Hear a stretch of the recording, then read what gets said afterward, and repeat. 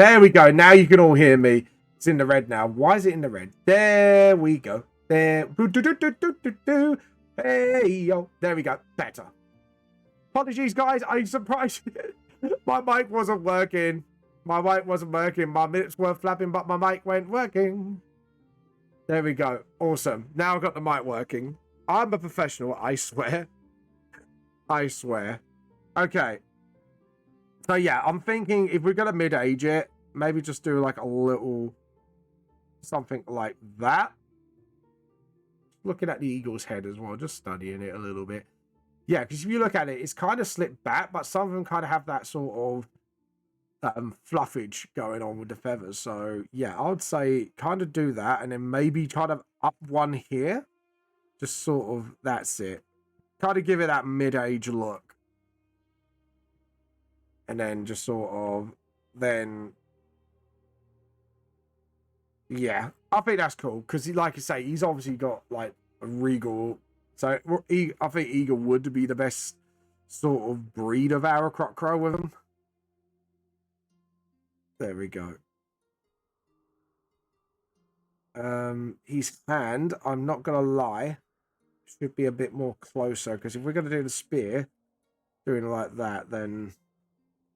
like a spear or a sword. Like I say, I'll wait till Blam gets here and then we'll discover what kind of weapon it is. So, right, now we want... apparently there's a cloak over his shoulder, according to commission.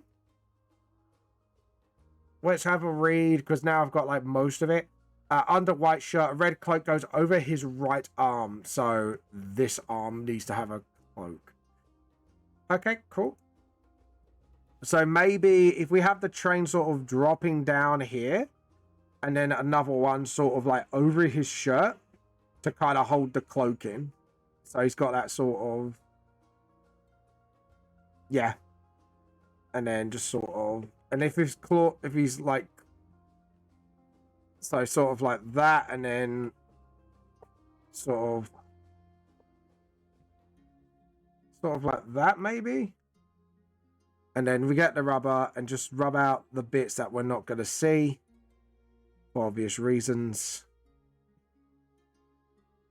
Yeah. I think that's right. And then, like, the chains can be on the other side as well. So it kind of weighs down over the shoulder. Sort of like that. And then we could do that for gappage as well. And then just sort of, yeah. Yeah, I'm happy with that. And then you got like the cloak over his shoulder and all that fun stuff. Yeah, I'm pretty happy with the vibe of that. I'm pretty happy with that. Right, let's carry on.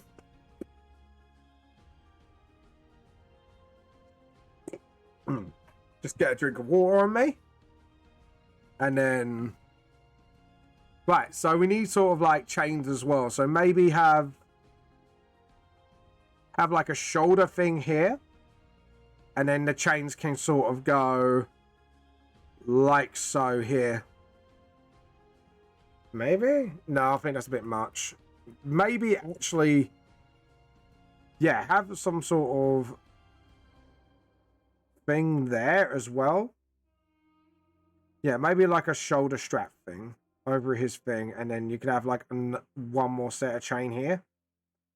And then another one sort of like here. Yeah, I kind of like that vibe, because then that kind of lets me sort of get away with a lot more as well. And then we can have like another chain sort of like here, because obviously he's supposed to be like adorned in them.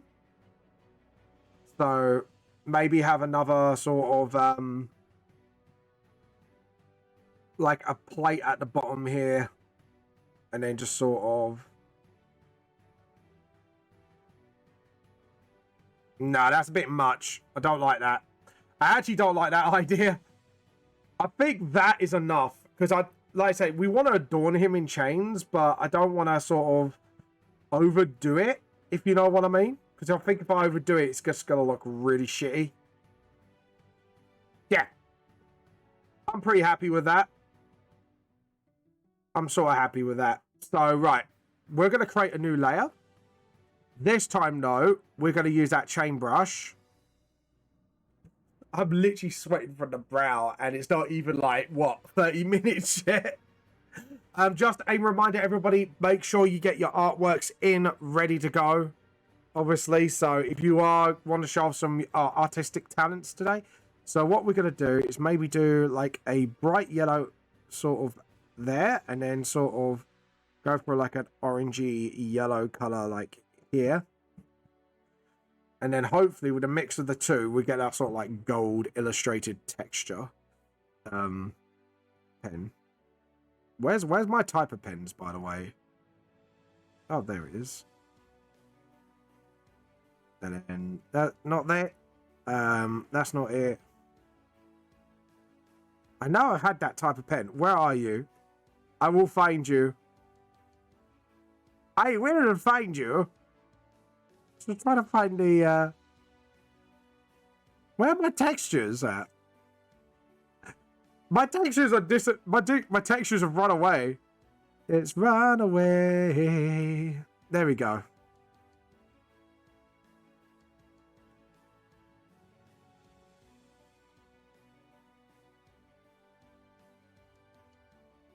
Thin chain. There we go.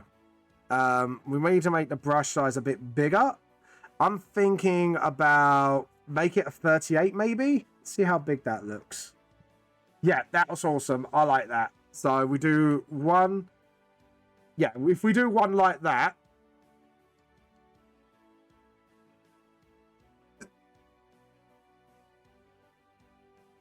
And maybe a little bit more brighter. Sort of overlap it. And maybe a little bit more orange. Just try to sort of get that nice blend going. Not too orangey. About there. Maybe darken it a little bit. Heighten up the saturation of this. Just sort of trying to get that sort of right blend in. I think I had it right a minute ago, and now I guffed it. Trust the vamp to guff this. Edit, undo, and then just sort of... No, that actually looks good. That looks good. Vamp likes. And then just do another one here. And then another one from... Obviously, like so. Awesome. And then do like another two all the way around. So like here. Awesome. Yeah, I like that. Yeah, because I think if we did any more, I think it would overdo it. And if we overdo it, it's just not going to look right. So I think having the chains, sort of that. I'm going to lax that chain, though. I think that chain needs laxing. So we need to lax that down a bit more. And just sort of... like so. Let's try that once more.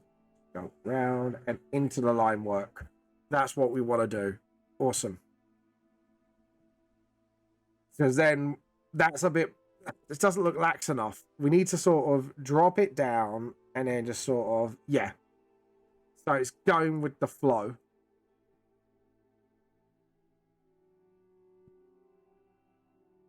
So down, lax it, go up and then around. Then maybe, yeah, maybe if it's got a little bit of lift to it, we're going to have to do it. So, yeah, this is going to be the pain in the arse chain, essentially. And just maybe just sort of, yeah, that's it. Because then it kind of looks like it's jumping up a little bit, but it's not too laxed. So, yeah, we'll do that. And then layer, new raster layer. So what we'll do is now we'll put our focuses on what's in the way first. Or shall we do the face first? Maybe do the face. Lower that down. Lower that down. And then we can start sort of... Now start doing pen work. And just sort of... That's it. Actually, no. What we're going to do is make a new vector layer. Because I need to get in the habit of starting using vector layers for my line work. New layer, vector layer. Because what it does, it kind of works out. There we go. And then try that again. And then maybe do the eyes first. And just sort of, that's it. And then it's a bit stupid. Don't like that. Try that again.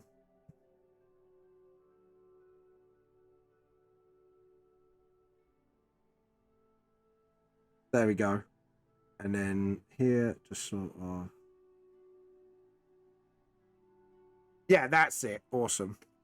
I'm happy with that. And then just sort of maybe just fix that up a little bit. Just do that. And then. Yeah, now I know where to fix up because that eye's going upwards. So I think I put that up a little too high. So we just need to sort of edit undo. That was really bad. Sort of do that and then. Yeah. And then same here. Just sort of. Awesome. And then here. And then we know now where the center of the beak is. So now we do that and then. And then just sort of. This is my first time sort of drawing an Aarakocra. I have to admit, like, doing humanoid animal people, I probably need to do. I probably need to learn to do more often. So this is going to be a good chance for me to sort of learn it today, I think. And then just sort of. Like that. Actually, no, because it's a feather, so we probably need to do more like that, just so we can tell it's a plumage more than a actual, and then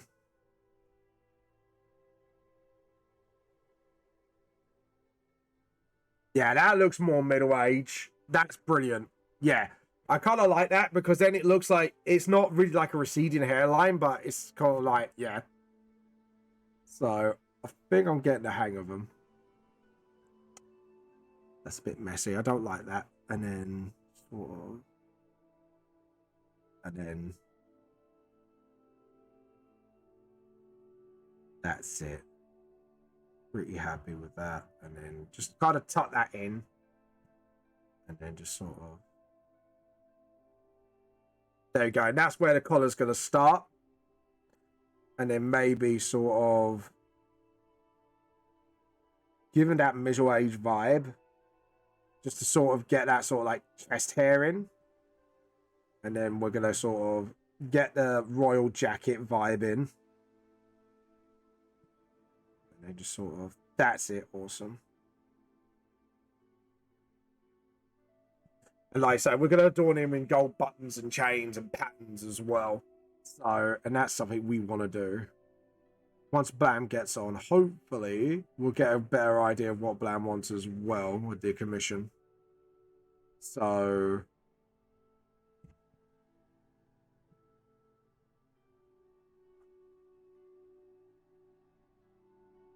there we go. Awesome. And maybe just do a quick feather kind of every now and again. That's it. And then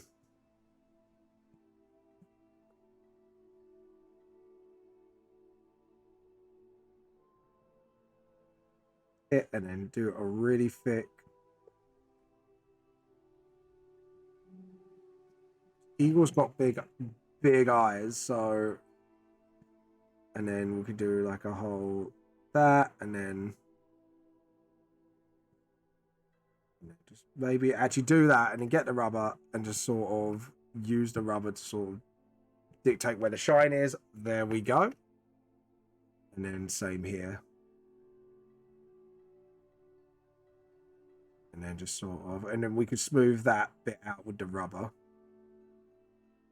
There we go. And then get the rubber and just sort of start smoothing things out a little bit. There we go. And just get that semicircle vibe going. There we go. And then just sort of, that's it. And then just get the nose as well.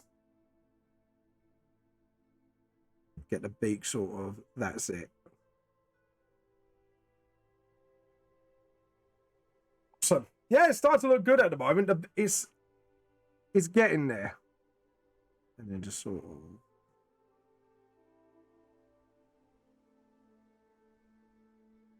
and then don't like that. Maybe try that again. Like maybe just sort of try and get that, like he's looking off the corner of his eye. Try not to make it look derpy either.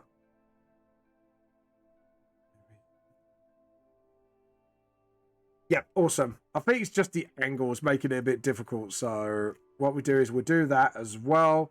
Do a couple of tufts of feathers here. Just do like a few tufts every now and again. Just to kind of show, yeah, he is in his prime. There we go. And then sort of, that's it. Awesome. Look at that. I'm actually really pleased how it's turning out at the moment. And then just sort of, awesome. And because I know where the chains are as well. Right, I'm going to rub this bit out here. Because this is where his shirt's going to be. So we're just going to rub that out for the moment being. And then just sort of, that's it.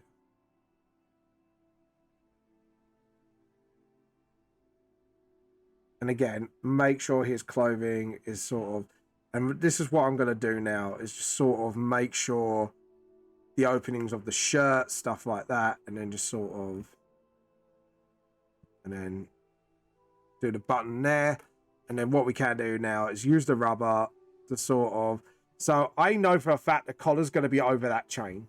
So we can kind of, I don't know, if it's pinned down to the shirt, I don't think that's actually going to be the case. I think that's actually going to have to go under. Because if you actually look at the way how it works, do it like that. And then what we do is we get the rubber and just sort of get rid of where we know we're not going to edit undo. This is such a delicate thing now. Because now I've got to make sure like it doesn't... There we go.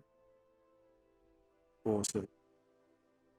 So now that actually looks like there's a chain there. So it's going over his shirt because the button there. And then that's just a show button. So what we do is we'll just do that and then get the rubber and just sort of clean it up a little bit. Awesome, Renos. There we go. So as you can see, it's now got that sort of royal vibe going on. There we go. Awesome. And maybe just do a little nick there just to show there's a feather sticking in. And yeah, that's cool. So now what we're going to do is do the shoulder bit. And the chains are going to come out of underneath the cloak, the thing here. So we don't have to create like little nubs for the chains to come out of because it's all going to be underneath. Now, I'm thinking maybe just like a little, not like a shoulder pad as much, but something padded around his arm there as well. So, yeah, I think so. Or maybe be part of the cloak, maybe? I don't know. Like, at the moment, I'm just messing with ideas and see what sticks with me. The same here. We're going to do another one. And come on. There we go. And then...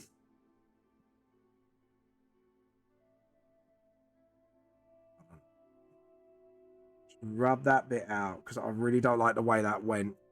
Circle and then just sort of, and then just sort of clean up the line work here. Get that line work really neatened up. So I think now, like, this is apparently a advantage with vector layers. It kind of knows what you're going for, and then it kind of corrects itself mostly according to what I want. So there we go. And then sort of just clean out that line work a teensy bit more. rub out that little, there we go. Just keep that line work nice and smooth. So now we know where the chains are going to be. So this is why I kind of doing all the bits that where the chains are going to be sort of like overlapping. Because then I can do the line work for the chains and then go, right, this is where the chains end. And this is why I kind of overlapped where it's going to go here a little bit. Just to sort of, there we go. And then just get the rubber and just sort of smooth out that line work here. Smooth out that line work there. So there we go. Look at that. Look at that birdie boy. A little bit of this and a little bit of that. And then just sort of, hold on, edit, undo. And then just do that. And then just sort of put the creases in where the creases should be as well. Sort of get that vibe in. He looks kind of good at the moment. Yeah, I kind of like his vibe at the moment. He's definitely got that royal middle-aged man vibe going on at the moment. So let's try and keep that up. Obviously, we just need to do that. I might do some custom like pattern things in the jacket, and then just sort of, that's it. Where the chains are resting. This is what I'm doing. It's sort of overlapping where the chains would be. And then just sort of... And again, now I know that line's not great. So now we just have to come up with another way to sort of... Maybe if I do it from here, just go like that and then... Because then it just looks a bit more realistic where the chains are going to be. And where it's going to land. So undo, and then just sort of do that. And then maybe actually just do another line work here. And then just sort of, that's it. And now, because I know where it's overlapping, I can sort of just rub out the bits on the chains that I really know I don't need. And once I do the outline for these, that's it. It's done then. So, which is awesome. Absolutely awesome. So there we go. Just going to get some water in me. Oh, that's nice. So there we go. And then do it again. Overlap. And what I'm going to do is overlap again. Just sort of. So I know where the chain's resting. And then I can then just rub out the bits that we don't need when it goes over. So as you can see, now I can see what's going on. What's going on? Because I said, hey, yeah. And then just sort of, that's it. Maybe just create a little line here. There we go. Awesome. And then I can rub out the chains at the back. And then I can actually then start doing line works for them as well, which is really cool. There we go. And then just sort of edit, undo. Let's try that again. And then just sort of, and then just sort of, right, there we go. So now for the chain here, and just sort of, there we go. And then, awesome. Now we're getting somewhere. Connect that line, edit, undo. Just try that again. And then just sort of, there we go. Undo. Right, now this is where we need to clean up some bits. And now we can do some cleanup. Just sort of do that. Also, now I think that's bare minimum cleanup. That's brilliant. Me like it. I like it, I do. I really should have started using vector layers earlier on. Again, I'm quite tempted to sort of,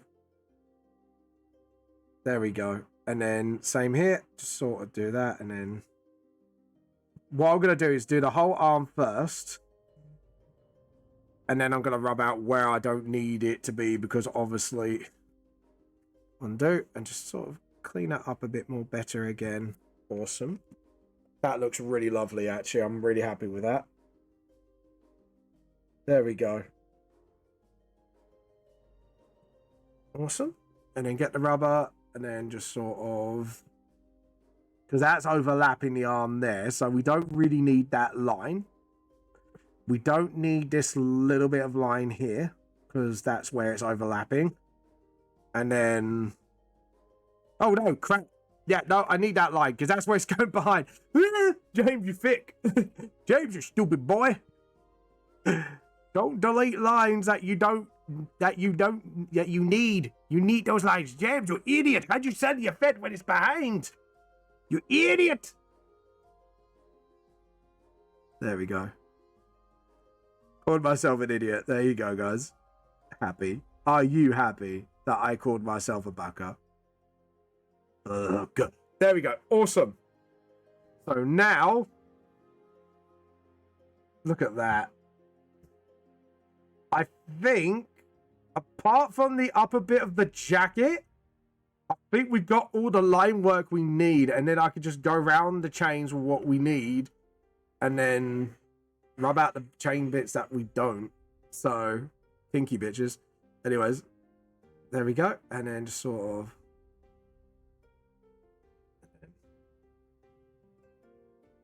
Let's do that as well.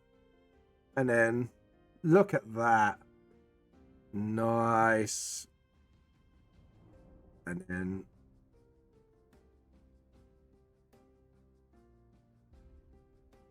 edit, undo, edit, undo. And then what we're going to do is I've kind of rubbed that out because that was a bit too long of a stroke. We just want to sort of get those strokes a little bit thinner. Just a little bit thinner. And then, yeah, so we do need to do these bits next because this is now the important bits. So we need to sort of, that's it. And then, awesome. And then again. Yeah. All right, we'll do this whole upper chest bit now. Because obviously this is important. So there you go. Obviously I'll rub out what I don't need with the chains, but I need to now sort of, because I thought, oh, everything's done now. And then I just realized I was like, no, it's not, because we've got bits that we need to go over. So there we go. And then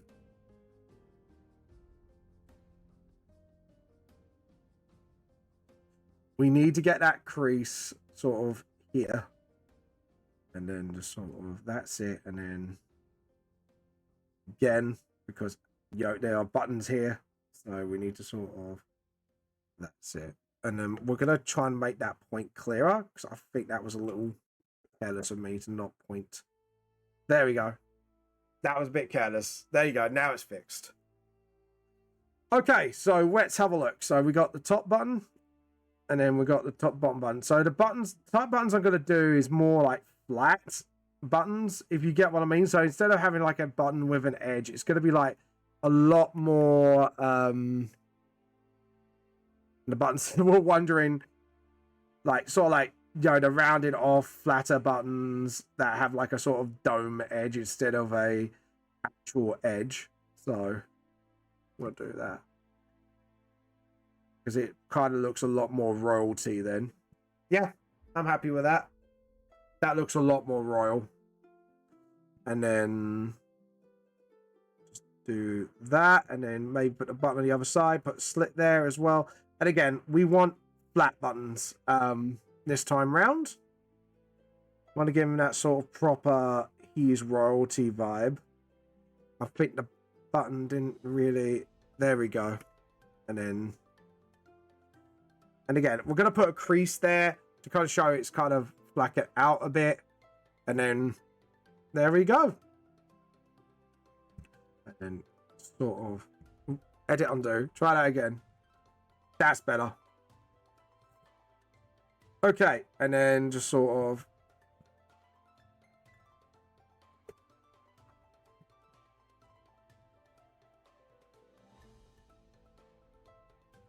And then get the rubber as well. Just point that edge out a little bit. There we go. And then there we go. Awesome. So that looks a lot better. And then we'll decide what kind of patterns we want to put on. I'm going to extend that a little bit because that looked a bit tacky. I'm not going to lie. There we go. And then get the rubber. And then again, yet again, just clean up the line work. Get that line work a little bit more edge, a little bit more clean. There we go. And then to make it look like it's not linked, it's one line. There we go. Awesome. Yeah, because that now looks like more of a proper royal jacket. Okay, now we can rub out the lines we don't need, because now I've got all the upper details done. Now we could just sort of go, okay, we don't need these lines here.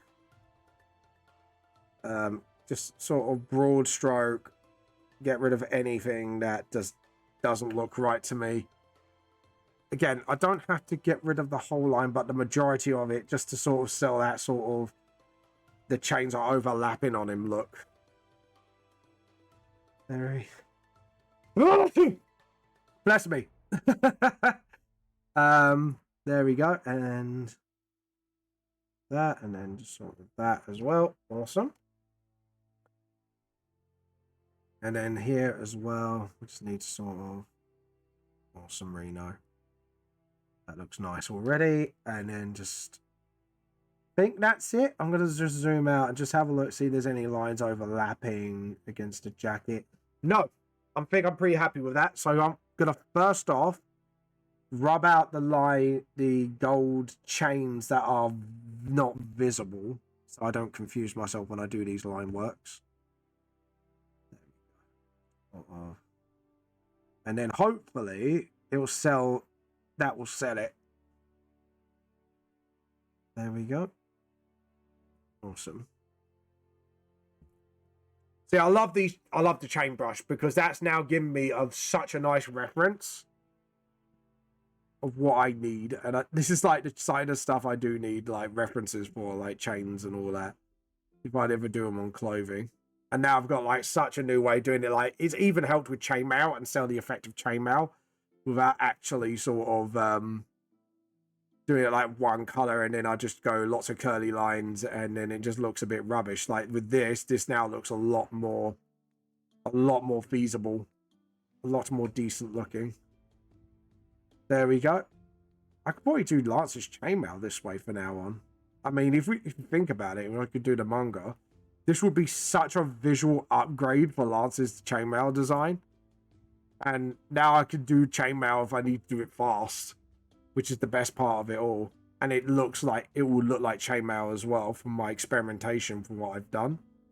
Look at that. Now I go to vector layer. Just sort of. There we go. Do this. And the chains will look colored in as well. Oh, hit undo.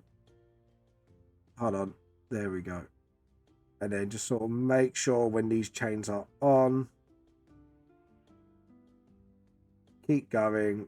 There we go.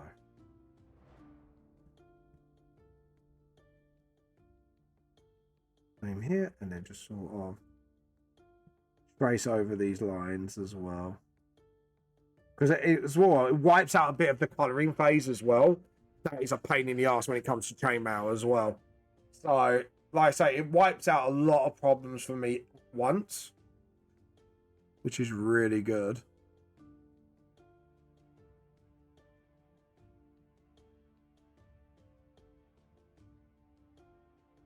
There we go. Awesome.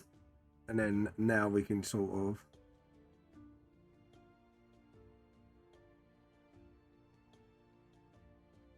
and then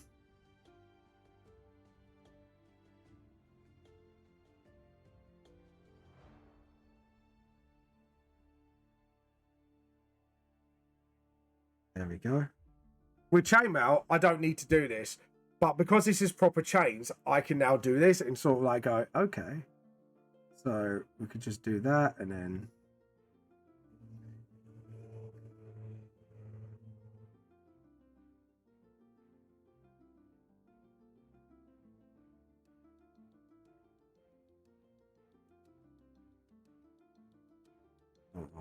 that's it, and then Oh, edit undo. Hold on. Clean out that line a little bit. There we go.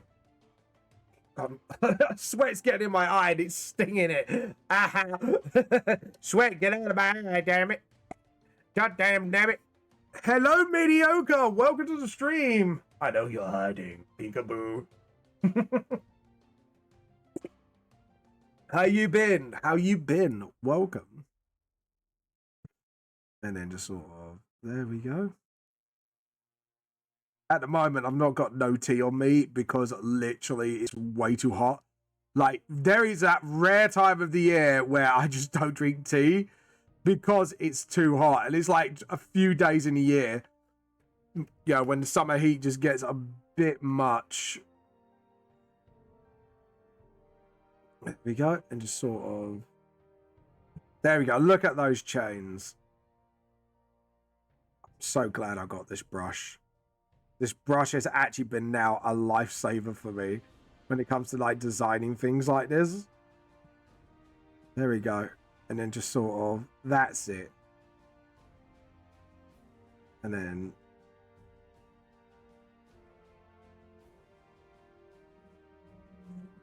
this is probably going to be like where my time is mostly spent, just doing chains. Just chains for days. Chains for days, people. Kinky. Kinky winky. There we go. And then just sort of, again.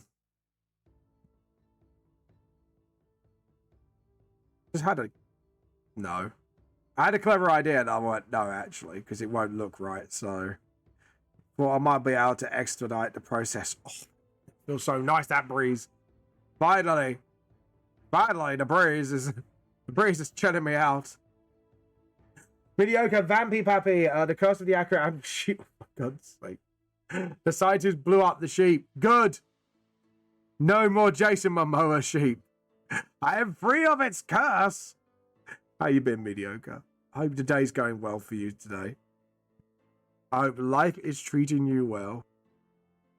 I'm just, at the moment, I'm just like hyper focused on just getting these chains sort of like absolutely right, no matter what. I'm like, dude, these chains.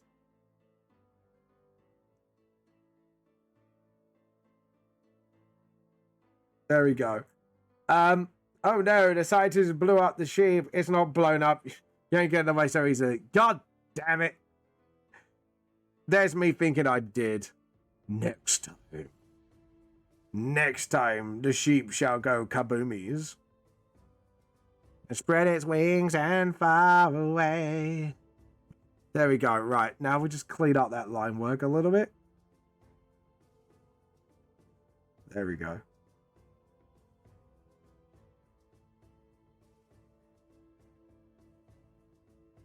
I don't know. Maybe I should just... I don't know. Should I let the colors do the work? No. I'm just trying to think to myself, it's like, should I just let the colors do the work, or... I don't know. Maybe. There we go. Very far. It's a very strong artificial sheet designed for sweet love. Oh, God's sake, Mediocre. God's sake, I need an adult. I need an adult. I need an adult. I don't know what to do. I need an adult. I am an adult.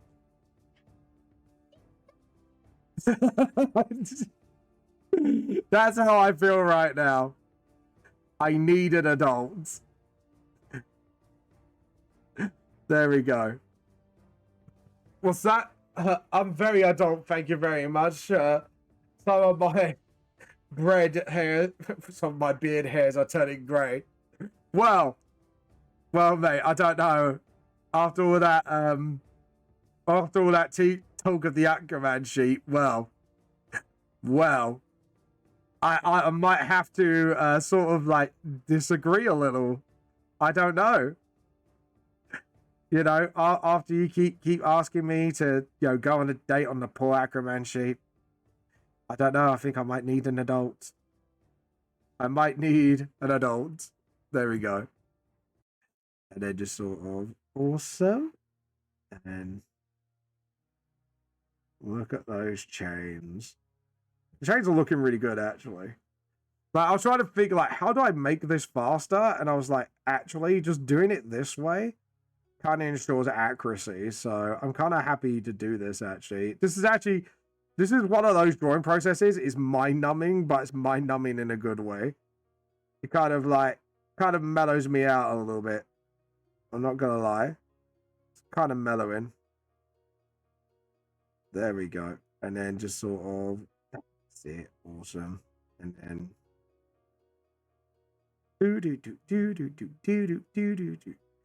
there we go. Awesome. This is starting to look really nice now.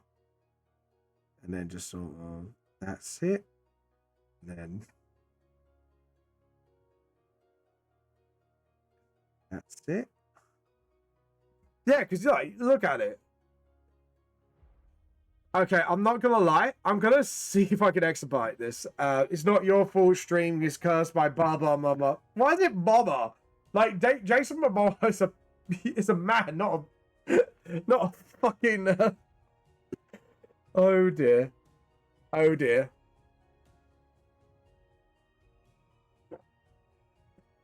Final sheep of doom. God damn it. God damn it, mediocre. God damn nugget. God damn it, boy. There we go. I don't think it's don't kink shame Jason Momoa persona. Oh god. How do you know it's his persona? You guys have just made it canon because you said so. Because all of a sudden it went from, you know, as a straight guy I would, to Jason Momoa bangable sheepdog. I know many arcade. I don't think it classes as arcane mediocre. I don't think that fucking classes as arcane. If anything, it'd be a pain. Oh, that talking of, I don't know why that reminded me. But talking about pain. Feel free to jump your artwork into our Discord, ready for art viewing before the clovers come on. Fuck my life. What are you like, mediocre? Fuck my, oh god, shit. My brain went a little lazy mode there. Come on, stop being lazy. Match the line work. City Falls. Why is Falls a class of swear? Stupid bloody Twitch mod. Anyways, City Fools, you do not believe in magic of Oh god. If you were playing D&D, I think you'll probably be the most cursed player I will ever DM for. Period. You'll be probably the most cursed out the lot. And I'll just be like, I thought I was bad with Captain Yellow Dot Pokerbeard. I thought, you know, other things were bad. I'll just be like, wow. Wow, challenge was accepted. And challenge was met. But yeah. Oh, there we go. And then just sort of, I'm so hyper focused right now. It's like I'm just so trying to sort of do these chains right. And I've still got like 3 more to fucking go. Thank God I decided not to do more, because even I was like, I think like doing more than 6 on this like royal looking design for this bloody commission would be way too much chains. Way too much chains. Too kinky for my liking. Oh god, my mind's turned degenerate. Thanks, guys. You did this to me. No, I'm joking. Well, yeah, no, but there you go. Just ask how dead my half orc bard Elvis. Yeah, I wonder why he's dead. Probably because he's too cursed for everyone's sanity to tolerate in a D&D game. He'd be like, right, too cursed. Nah, he's got to die. Quick, throw him in the ditch. Oh, God. Oh, it's I was like, what the hell? That's not music. That ain't music. Yeah, just skip that. It's ambience. I don't want ambience. Oh, God, all this is ambience. Right, I need to switch playlists. Switch to playlists because it's obviously not. Just do that. I think this is like a radio station, anyways. Yeah, we'll do that one. This one's got music, not ambiences. I do not want ambiences. I want music, motherfucker. There we go. Awesome. That's a lot better. Elvis died by his own terms, not by stupid ghost. Hold on. Well, Deep throated his own poison dagger, killed by the most unkillable evil entity, was spawned by accident. Yeah, that sounds like a dumb way to die. What was that song? It was like an advert, wasn't it, in Australia, like years ago, about like dumb ways to die, and it came like viral on YouTube. I think Elvis died by his own terms, not by a stupid ghost. Well, we might have to agree to disagree. I think that ghost would disagree with you, because obviously he would like to claim the glory. Anyways, no, right. I just realized. Yeah, it's supposed to be that. And then just sort of, that's it. Awesome. And then just do that. I love the guitars on this, actually. It's very mellow. I like it. I like it. Right, there we go. And then do more change. I wonder if I do it like this, maybe it'd be quicker instead of just outlining it. Well, I'm still outlining it, but you get what I mean. Like, maybe just sort of like... No. Because I end up doing things like that. The wind... How rude. The wind closed my doors. My only source of refreshing air. Out of this boiling fucking murder summer heat. Not even like the nice kind of summer heat. It's like the one that boils you alive sort of thing. It's like... Do you know what? I decided to boil everybody alive. Skeletor style. Evil Skeletor style. Just burn the fucking world. There you go. You wanted a summer? I give you a summer. He-Man. There you go. You know what I would do? Is place like somewhere on the wall, just have a fan pointing down at me. Like a neon fan. So it's not just functional, it just looks good as well. Just to cool me the fuck down. Do you know what, Skeletor? Do not touch me, dangly bits. You say I like to bone. That's a terrible pun, you nincompoop, you nitty. I shall get Beast Man to sue you for sexual harassment. Until we meet again. There you go. There you go. You got your Skeletor out of me. I've done Skeletor in the stream in ages. I think the last time was Color Guy was around for that. I think that was the last time I did like my Skeletor impression. I'm sure Beastman would go well with my bear. Well, I don't know. I don't know, actually. Knowing his taste, I don't think Beastman's his type. Like, yeah, he likes his bear daddies and all that. But the problem is, the fun thing you don't consider, I don't think he has the looks to impress my bear. That don't impress him much. Let's be honest. If we're gonna go down this rabbit hole, let's be honest for a second here. It'd probably be more what characters would he be into actually? It'd be like the Zenless Zone Z, like the Wolf Butler dude. That would be like his type. It's so sad. I know one of my viewers like type of guy that fucking well. And I'm a straight guy. And I know my best tastes. That's a bit fucked up.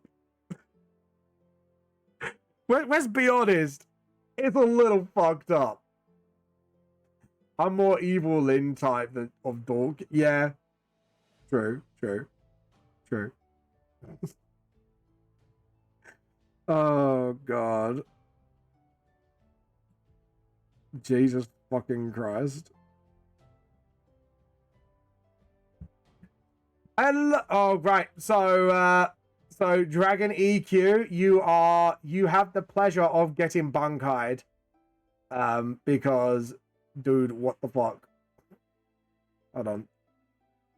Bunkai, do not advertise on my stream, please, unless you get permission. There we go.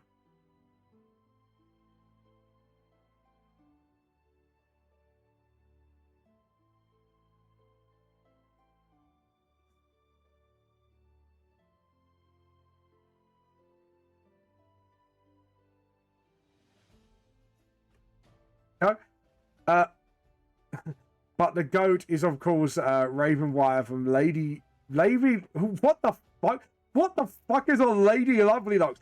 Actually, do I need... Let's rephrase that question. Do I need to know what this is?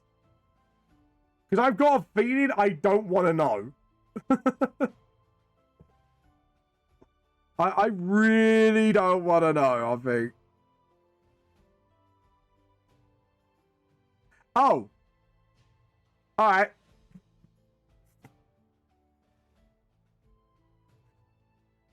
Right, if I look this up, and it turns out you're deceiving me, you're a dead man.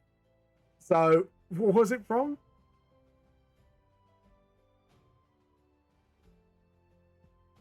So, what's the character's name? Raven Wave. Right.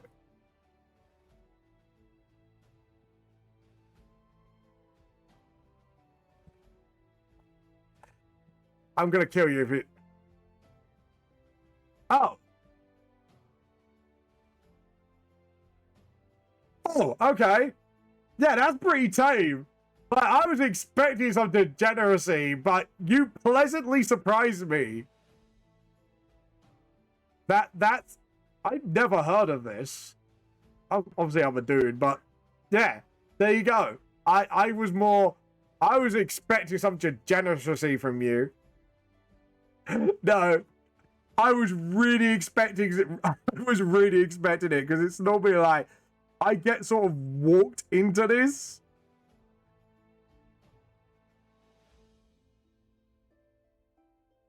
Oh, April O'Neil for the time. Let's be honest, right? For a lot of boys, right? Let's be fucking honest here. April O'Neil was probably an awakening for a lot of kids when we were younger. Like, let's be honest. Like for straight furry guys as well, we know Gadget out of fucking Chip and Dale was probably their awakening to, or Jessica Rabbit. Let's be fucking honest. Let's not lie here, my people. My sweet little I'm pretty sure April was the awakening for a lot. Yeah. No, I agree. 100 fucking percent. 100%. Let's be honest, like a lot more cartoon characters back in the day looked way more suggestive than they should have done. Let's not lie here. You know. Let's not deny ourselves here, people. Because and this is the problem with Britain, right? And this is me being honest about British people. Right? A lot of people think we're like, oh, prim and proper and not filthy minded and whatever. And it's like, if you look at our Victorian paintings history and knew what half the paintings were about, British people are dirty fuckers. I'm not gonna lie. Like, I'm considered a prude among British people. Like, think about it. Like, the jokes we say here, and I'm still a prude compared to a lot of people in this fucking country. You got a license to be a fucking degenerate. Like, literally, right? I'm not kidding you, right? This is gonna make you laugh, mediocre. So, with Victorian paintings, right? If you look at them, there's a specific painting from Victorian times. I'm not fucking kidding you, right? I was talking about this with my sister-in-law like ages ago. Like, there's a painting of a bunch of dudes sitting on a bunch of seats in front of a painting which was curtained and it was about to be open. And the painting in question by the way, this is actually a true story, is a woman about to expose her ankle. Nothing too scandalous. And apparently, like, men would pay to sit in groups to look at a lady showing her ankle. And they're like, oh, yeah, my ankle. Well, at least I know where the foot fetish came from in this fucking country. But there you go. Fucking hell. If they were like that for ankles, Jesus Christ, I do not want to know what they were like behind closed doors. Let's be honest. Let the tea cultists, British tea cultists, be honest about, you know, the British value of prudence. It's non-existent. It's just for show. There you go, people. I've given you the dark truth about British people and their preferences. It is fucking wild. How degenerate like Victorian society was in England. It's you'd be surprised how much degeneracy goes on. And it's like, holy shit. And you thought like fucking like other places were bad. It's just like England is like, yeah, it makes it worse because we were hypocritical and behind closed doors about it in British history. Oh yeah, and well, you also had the bollock daggers. Yeah, exactly. Fucking exactly. I'm just saying, like, the modern view of British Victorian society is definitely not what it was like. And people were having affairs, apparently, left, right, and center. And there were some spicy novels out there. Like 50 Shades of Grey, bitch, please. Victorian England says. Lamau says Victorian England. Hold my beer, Victorian England says in a hypocritical tone. It's, yeah, it was pretty fucking bad.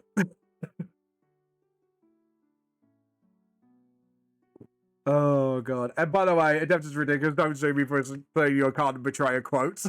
Lamau says Carden Betrayer. Lol says Carden Betrayer. And that's pretty much the same sentiment from Victoria, England when it comes to degeneracy. Lamau. Lol.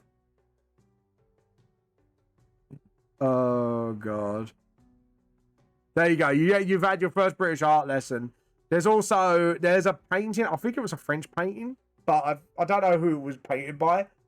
There's a lady on the bar painting, quite a famous painting. And this is the funniest shit ever. Right? So, a Victorian painting, I think it was done in France, and it was a lady at the bar, and it's quite a famous painting. However, there's a story behind it because you can see a look of her face. You can see her eyes wandering, like, to the other side. What is it that's about, you wonder, dear audience? Well, her eyes were wandering because she recognized a customer of hers because she was a lady of the night. And the worst part is, it gets even better. Many years later, in, I would say, early 90s, we have these books. And they're called I think it used to be called the Axeman Reading Tree, where you had like adventures of Biff, Chip, and Kipper. There was an adventure with a magic key featuring that painting in a children's book. It's like the people who made the children's book went, oh, it's just a painting of a lady in the bar, and they didn't fucking research. What was that painting really about? Yeah. Oh god no. Oh god no. Yeah. It was literally like it the painting itself ended up in a children's book. And I was like, either they did that on purpose to make the adults giggle who know that art history. Or here's another thing. They completely, and this is the more likely scenario, let's be honest. Very most likely scenario is the authors at the time for those children's book didn't fucking realize what that painting was about. I think it's the funniest fucking shit ever. Like, The fact that ended up in a children's book of all things, and you're like, the fuck? Do your research, my dude. My guy, whoever created those books and approved that painting to be in the fucking children's book, do your fucking research. Because in today's society, that would not fucking fly. Like, and this was like in the 90s. I'm just saying, like, that book came from the 90s, so it's not even that old. And it's just like, I don't know. I think people would consider that old these days. I don't, because I'm in forever fucking denial. But yeah, it's like, the fuck is wrong with this country sometimes? It does make me question. Things like that do make me question things like that. I just think it's fucking funny. I'm so tempted to make a reference to that joke, because the problem is my book is for 17 plus anyways, so I can't exactly do the same joke. But oh my god, I would love to do like a joke like that one day. Maybe like if I bring back Vamp the Lost Soul Chibi Fun Time for kids, maybe I just stick that painting like if the character's like in a gallery or something, just to see if people get my nod while I'm nodding to it, and then just have a character maybe with a tiny speech bubble in the background and go, shouldn't not this painting be in this book? Just as a little cheeky wink to that book long ago. Just for shit. I mean, for absolute shits and giggles. Jesus. But yeah. But I don't think it would fly today. I think people would catch on to that immediately, and it probably cause like a controversy or something. Be like, well, Vamp put this in a children's book. It's like, yes, I did Oxford Fan Reading Tree, and you didn't call them out on that. But yeah, it is fucking crazy. And there's probably many more examples where people didn't research and they put something in a book, and then people who are in the know probably know what the real thing was about. I wouldn't be surprised, honestly. Honestly, I really wouldn't be surprised if that happened. Like, it's happened more than once. Like, I bet you, like, every country has that one book, children's book, like, it had something like, it looks innocent at first until you know what that is. I think that's what it is. It's innocent until you know. And then once you know, you're like, oh shit. Oh no. Oh no. And then you know. And then you have to have that knowledge without letting anyone know apart from your fellow adults for the rest of your life. It's like the secret of all secrets. And I think it's fucking funny. It's like the best shit ever, and you're just like, wait, what? But yeah, oh wow. Have I nearly done... Oh wow, I nearly done these sets of chains. Fucking finally. But yeah. Yeah, history, folks. It's like it's like the bloodline of royals from like ancient times to modern day, and how they kept the bloodline, quote, they be getting them there with them chains. Yeah, I'm getting there with them chains. Those dank chains. It's like, oh, my brain was like, yeah, it's like royals, how they kept their bloodline, quote unquote, pure, and you're like, fuck, that's messed up. And the problem is, there is a storyline like that in one of the Assassin's Creed games, and you're like, the worst part is, no, I will not show you like when you're French shit. Get out of here. Get out of here. Get your degenerate mind out of here. But yeah, like, it's just really weird. Our art history is fucking weird, and then you find out all the stuff. Hey, Monty! What did I think I walked in on? Hello. Sorry, we're talking about art history because we were talking about the Oxfam Reading Tree books, you know, like Biff, Chip, and Kipper and the Magic Key. There's a painting in one of the books. I am not kidding you. This is true. A painting in one of the books that was of a woman on the bar. And if you're an art student and you know that painting, because it's quite a famous painting if you're in the know, it's a prostitute at a French bar. No, we're not talking. Yeah, no, ignore mediocre. Ignore mediocre. It's a painting of a French prostitute at a bar, and she's eyeing somebody. You can see like where the paint's painted in the mirror. She's spotting one of her customers, and it ended up in a children's book to teach kids how to read. And I swear to God, it's either they knew and they thought it'd be fucking funny because it would fly over the kids' heads, or they just generally didn't know and thought, oh, that's a pretty painting of a lady. And apparently, like, in the book as well, they visit the lady in the painting. And it's like, dude, it's like, it made it so much. I forgot that part. They were talking to the lady from the book because they time traveled with the fucking key. It's like, oh, God. I'm just looking at like, fuck. That's bad. Mediocre, stop gaslighting me. But how you been, Multi? By the way, guys, we got half an hour go to that art show and tell. So if you want to pop any artworks in, probably a little bit sooner actually. If you want to pop any artworks to show off, feel free to put it in. Yeah, it was bad. Like Oxford Reading Trees, like they must have not realized, because the fact the characters talk to the lady in the painting as well. And it's kind of innocent until you know what the painting's about. You're like, what the fuck? Exactly. And this is all true. And I think Multi's British, so she probably knows the Biff and Chip and Kipper books, unless like they're being rotated out these days. But the worst part is, and this is the secret I'm going to give you guys, I read that book when I was a kid, and then when I realized what it is as an adult, I was like, oh no, I think we need to use the soundboard, because I think this sums it up quite fucking well. Hold on. Let me get the sound up. I don't know what to do. I need an adult. I am an adult. It's like, that was my mind when I found out that. I was like, what the fuck?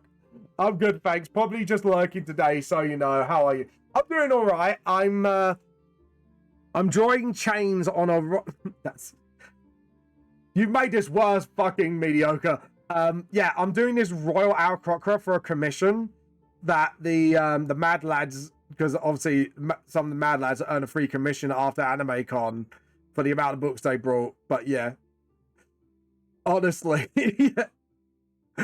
So I did not catch it. I said, mediocre, you made that worse, because after we talked about the paintings and that, and in your degeneracy, I said, I'm drawing chains, and then my face went, like, good luck, lot. They're not blood chains. They're supposed to be like golden chains for like, oh god. I don't think, no matter how I talk about this is gonna sound so looks so cool. Thank you so much. This is like the last of them, and then I've got to do Dobby Dio, and yes, you heard right. Dobby Dio, my own cursed creation for D&D one-shots that are outside like the canon of the Four-Leaf Clovers. And it is exactly what you think it is. It's a mixture of Dio from JoJo and Dobby. And he looks so cursed when I drew him as a chibi, and it's like, it's beautiful, man. Dobby Dio's beautiful.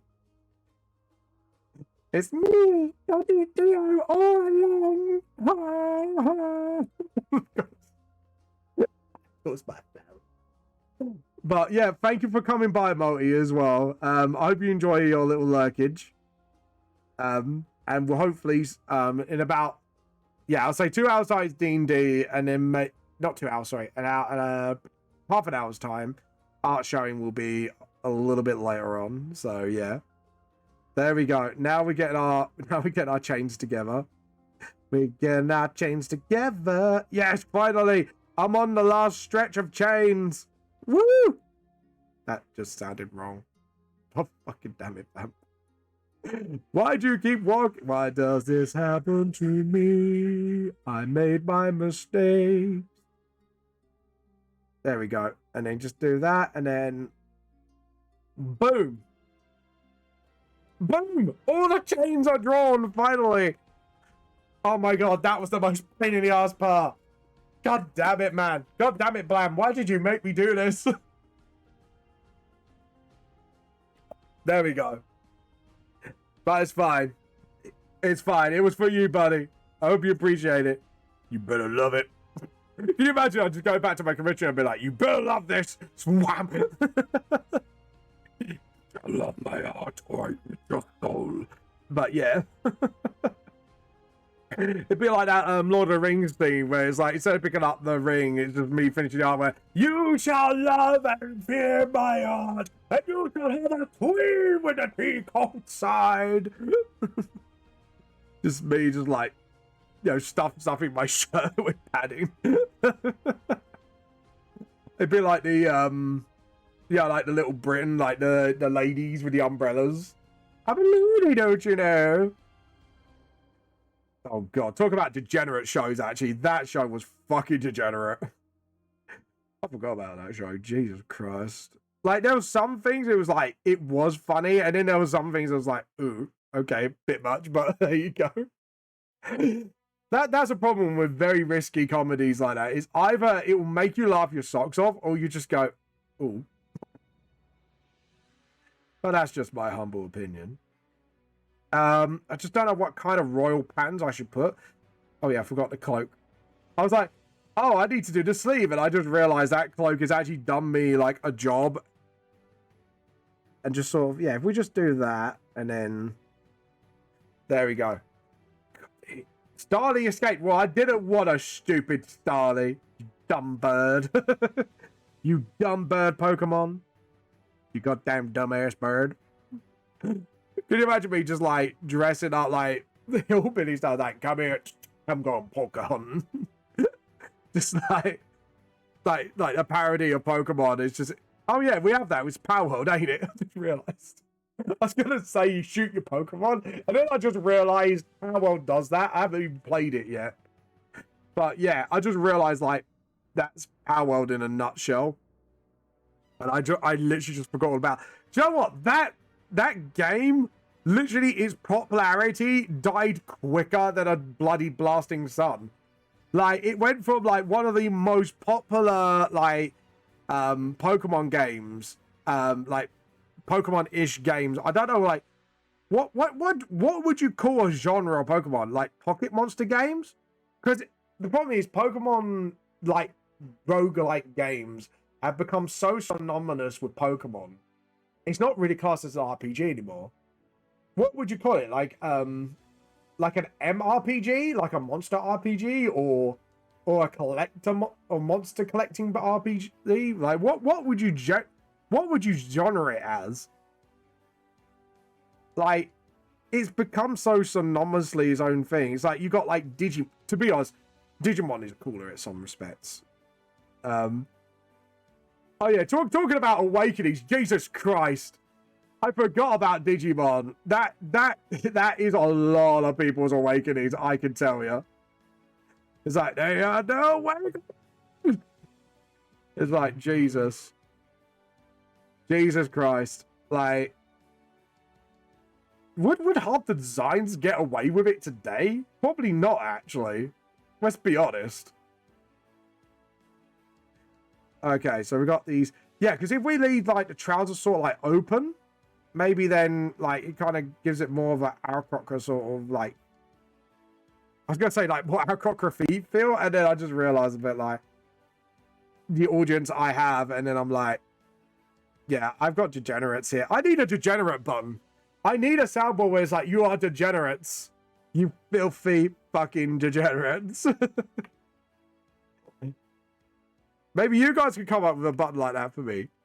What do you think? Because, like, oh, God. The heat has overtaken me. What time is it now? 2 o'clock. Well, I'll tell you what.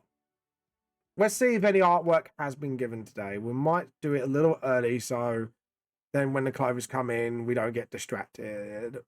Let's see. Oh, do we have an art thing? No artwork today. Sorry, guys, no artwork today. So, yeah, just make sure, guys, you could even post it before then. You don't have to post it on the day. Oh, we need to promote a new person to the Tea Cult. There you go. You are now part of the Tea Cult. You have been indoctrinated. We just need to get Multi into the Tea Cult now. Multi, if you're watching right now, we're indoctrinating you. Just come to this Discord. It's not a cult, I swear. It's a club where we are not totally trying to conquer the world. We're stealing everyone's tea and drinking it. And you won't be watching hours upon hours of old school PG Tips advert with live action monkeys. I swear to God. It's a club about appreciating tea. Swearsies, bingo, pinky promise. Could you imagine that? Just like, that's the way I convince people, is like, pinky promise. What's that? What's the bribe? We have tea and cookies and crumpets. Everything that goes with tea you can have. I swear, if you join our Totally Not Cult club, you're welcome to my tea. I'm not a fan. Guys,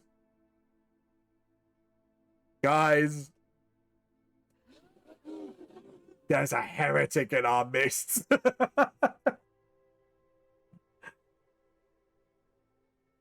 I mean, pinky promise is legit. You know, it's fine.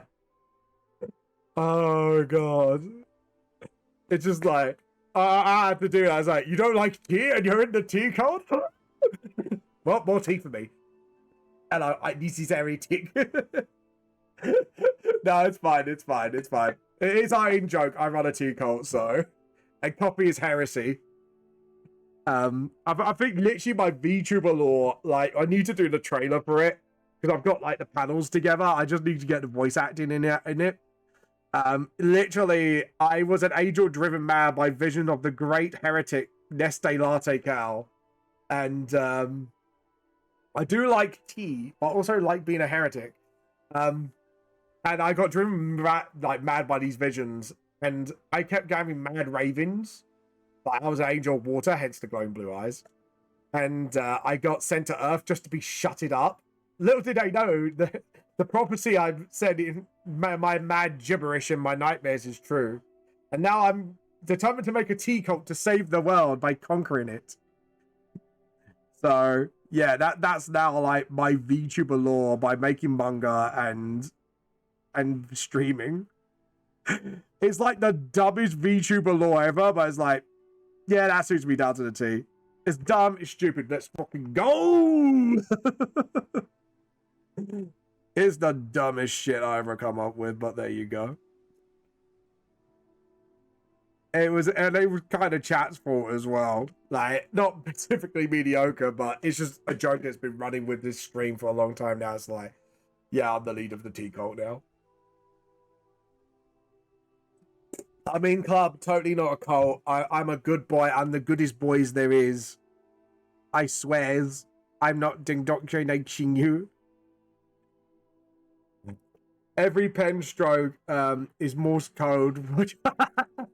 Yeah, like I like that. You can make a tea cult theory video. It's just like if you zoom in and we can Photoshop like the line in most tiniest is join tea cult still tea, join tea cult still tea. I love that. I'm adding that to the tea cult lore. Subliminal messaging with every stroke of the line. Like I know, like in Clip Studio, you can make your own brushes. Like it's not. I call it G Pen because it's like the default pen, but I replaced it, and it's got subliminal messaging in the line. It's just in tiny little writing, completely subliminal. I love that. I love that. It's so dumb. It's so us. Zoom in 10,000 pixels. Just zoom in. Oh God, that's it, guys. Mediocre, get into the Discord because we have got a tea cult lore thing in our Discord. Put it in our Discord. That's our lore. Oh God, we need someone now to make a theory video on it. It's not just a theory; it's a cult theory. Thanks for watching. G-Pen, you mean G-Pen? I don't know how to make custom brushes, but fuck it. Do you know what? We gotta do that. Just people take snapshots I stream, just zoom in on my pens. Like if you look behind that writing, you can see the subliminal messaging. Oh god, I love that. It'd be like it's got to be done not just as like a game theory format, but like you know those unsolved mysteries TV programs. It's like unsolved mysteries. Is this actually a human being, or is it an angel driven mad by the prophecies like the other conspiracy theories do it? Find out more in T Theory. Oh god. And we can like actually send this to like actual theorist channel and just see like they just how far did they take these theories, and it's just like we just making up shit for fun and just taking it way too seriously, and it's like, oh shit.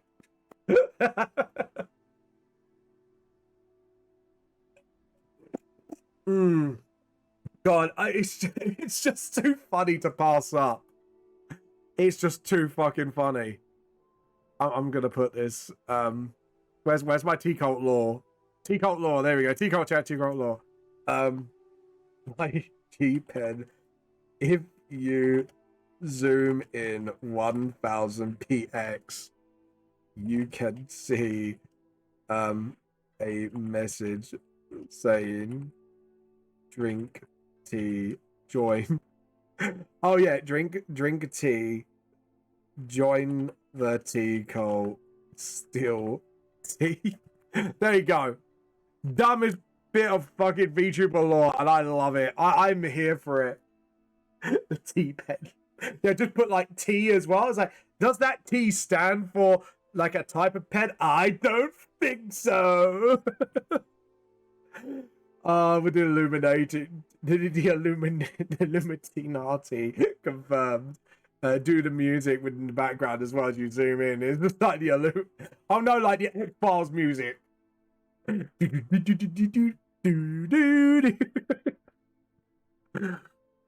It's like the dumbest shit, but it's the best shit I ever heard as well.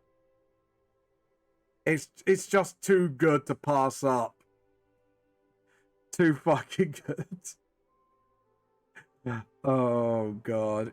It's too dumb, and it's too good, and it's very us. It is very, very T-Culty.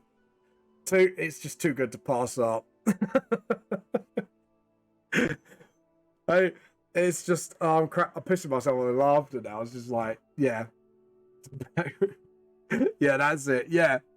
Just like put in every like or the just every conspiracy theory that might have been revealed. We should do different themes from different like paranoia like shows or that. Like we don't do our own. We just keep stealing tunes. Just start with the X-Files, then it's like Unsolved Mysteries theme, then it's like, is it like Ghost Hunters theme or something? And then once we run out of that, we go to like children's cartoons that we reveal stuff like Scooby-Doo, like stuff like that. Is it like Carne San Diego as well? Was that like a mystery and it turned a bit supernatural after a while? We could do that as well. Fuck it. Throw that theme tune into the mix. How many copyright strikes can we get in one theory channel? We'll find out. Oh god, I'm glad I could exist. Hey, we love dumb shit here. It's good for my brain cells before me DMing. Before I break everyone else's brain cells in the mix. There we go. And then we got like the palm here. We got the bird palm. I just think he's got to hold something. Like, I'm going to ask what weapon he has, and I will put a weapon there. Trying to take it. Hold on. Mediocre, you did look that up, did you? Is that what it is? Hold on. Now I'm going to look this up. In binary. Now I'm going to look this up. If you've done this in binary, I'm fucking laughing. I want to see if this is a one-to-one. The interest. Oh my god, these puns are bad. These puns are too fucking bad. Hold on. I want to see if he's got this right.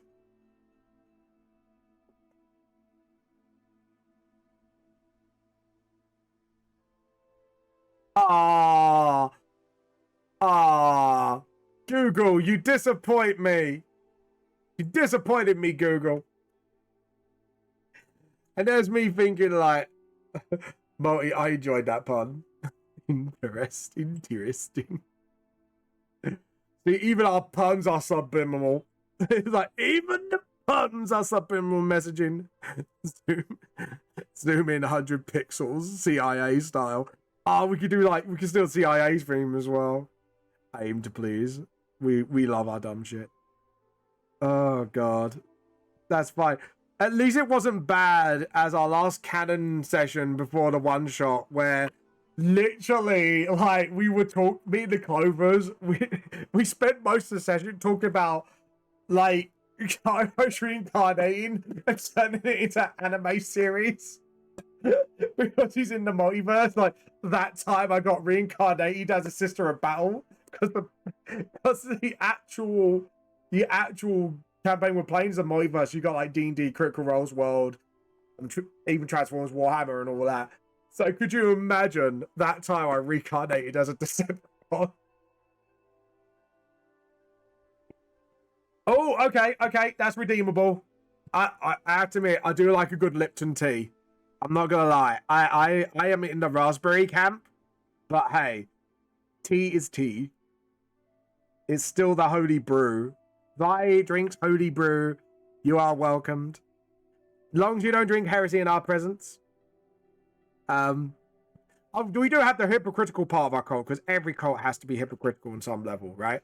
We've got the we got inquisitors in our ranks, and they drink coffee in front of tea cultists and go, see this is a heresy, don't drink it.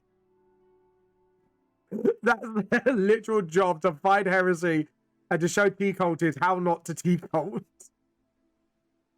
Wasn't it like something else other than coffee that was heresy in our group? I can't remember. Like the law, the law's gotten too dumb. To be fair, I never tried it. Have you never tried raspberry? It's really nice. It's quite sweet. It's quite, like lemon's my least favorite out of the Lipton tea range, but like yeah. Right, let's if Multi's in, we're gonna promote Multi to tea cultist once you're in. I need a bot, man. Seriously, I really need to get a bot mod for this Discord just so we can get people to roll automatically. I'm not the tech-minded person. I'm sorry about that. Can I give the Python code and gave me the binary so it also converts it back to... Yes! Yes! Do it! Do it! Do it! You gotta do it now. You must commit to the bit. Like, wasn't it like a guy in Russian Badger that committed to the bit with beers? I think I talked about that like last stream, didn't I? Like his wife got really annoyed with him. I can kind of understand why, but it was fucking funny. Like they were playing, I think, like battleships or something, like on World of Ships, I think, warships. And I like raspberries. Raspberry Show should work. Lemon's not in it for me either for some reason. The link is really just slow on my PC. Oh, here we go. Yeah. Every time he sunk a ship, he would open a can of beer, like, and he goes, like, actually make the ass out every time he opens it. He was so committed. He was literally opening every can, not even drinking them all. He was just opening it all just for the bit. And his wife had to go at him and had to take the pack of beers away from him because he was wasting so much money. I'm not even kidding you. That's literally what happened, and I was pissing myself laughing. I think he said that must have opened like 30 cans. So can you imagine the amount of beer that guy wasted for that bit? I wonder if it was worth it for him, though. That's the real question. Was it worth to get in trouble with his wife over, like, opening can after can? Not even to drink it, just for a bit, and just being dedicated to the bit. To be honest, though, that's fucking dedication to a joke. Let's be honest. I have to admit, I've also found something amusing in the world of politics in America, because there's apparently a really crazy bloody woman on the right-wing side. And she has a conspiracy theory why there was like forest fires in America, and I was just like, what the fuck? I won't say it here because I do not want to get demonetized, but just look it up, and it's really bad, but at the same time, it's so stupid, it's funny. Because it's like, how the fuck did this woman get into power? That is my immediate question: is how? How? I sent you the code on Discord. Let's have a look. Holy fuck! 00110011. We're making a conspiracy. Mediocre. We need to promote you to the rank of tea cultist. We have finally got you in. It was, but yeah, but Jesus, man, like the world's on fire, and I'm just sitting there giggling at this shit. It's like, really, but yeah, if the world's on fire, but yeah, so much dumb shit has happened in this world recently, and you just gotta laugh at it sometimes. Or you cry. Just because of the sheer stupidity going on in this world. But yeah, it's just, I cannot mention it here, but it's so out there. And even I was laughing because it was too dumb. It was too dumb to be real. Let's put it like that. And my mate made me look it up, and like, my brother-in-law, and I was like, why is this, like literally my first question was like, why is this woman in power? Why?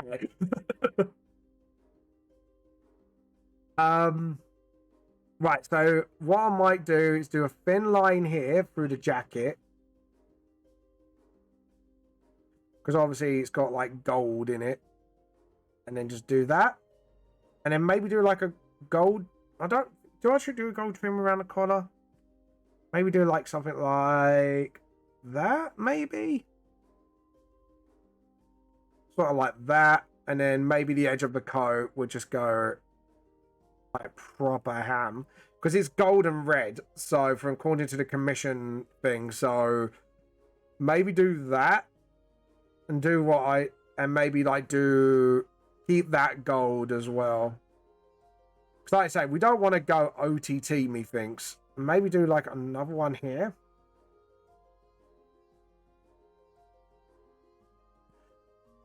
And then what I might ask is if there's like any logos on like the side of the coat, on the cloak.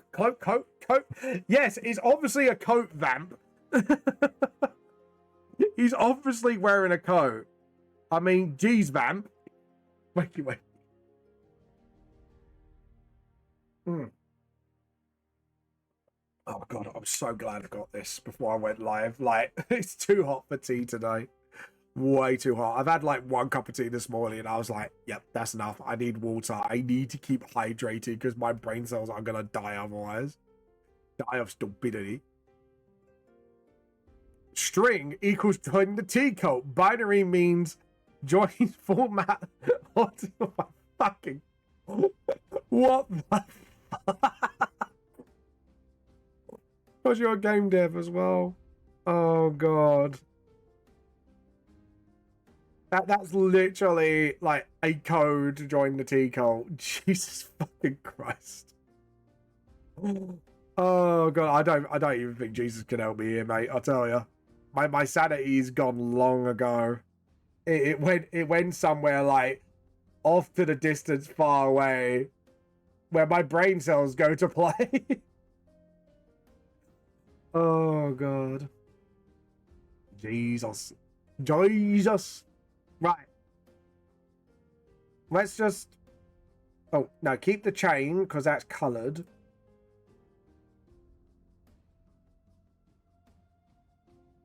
I'm pretty happy with that, actually.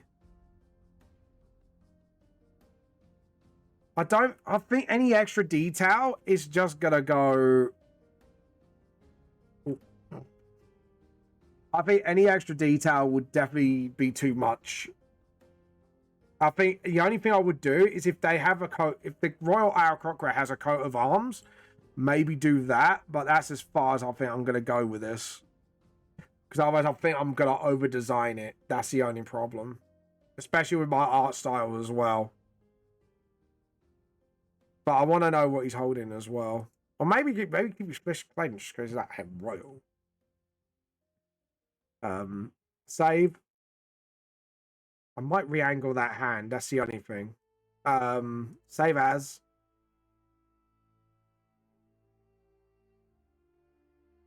And I'm going to send it to Blam. Blam Wham. Thank you very much, ma'am. There we go. Oh, as you were a friend. Anyways, Blam, we are going to send you. Yeah, I've got a file. I'm just going to ask him, tell me what you think before colouring.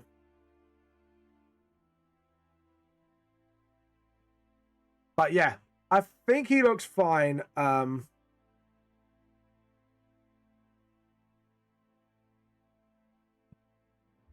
going to say, what kind of item or weapon can he hold? I'm going to ask weapon as well, because I just think he needs something in his hand. Even if I just redo the hand and turn it slightly, he looks neat though. Oh yeah, he does.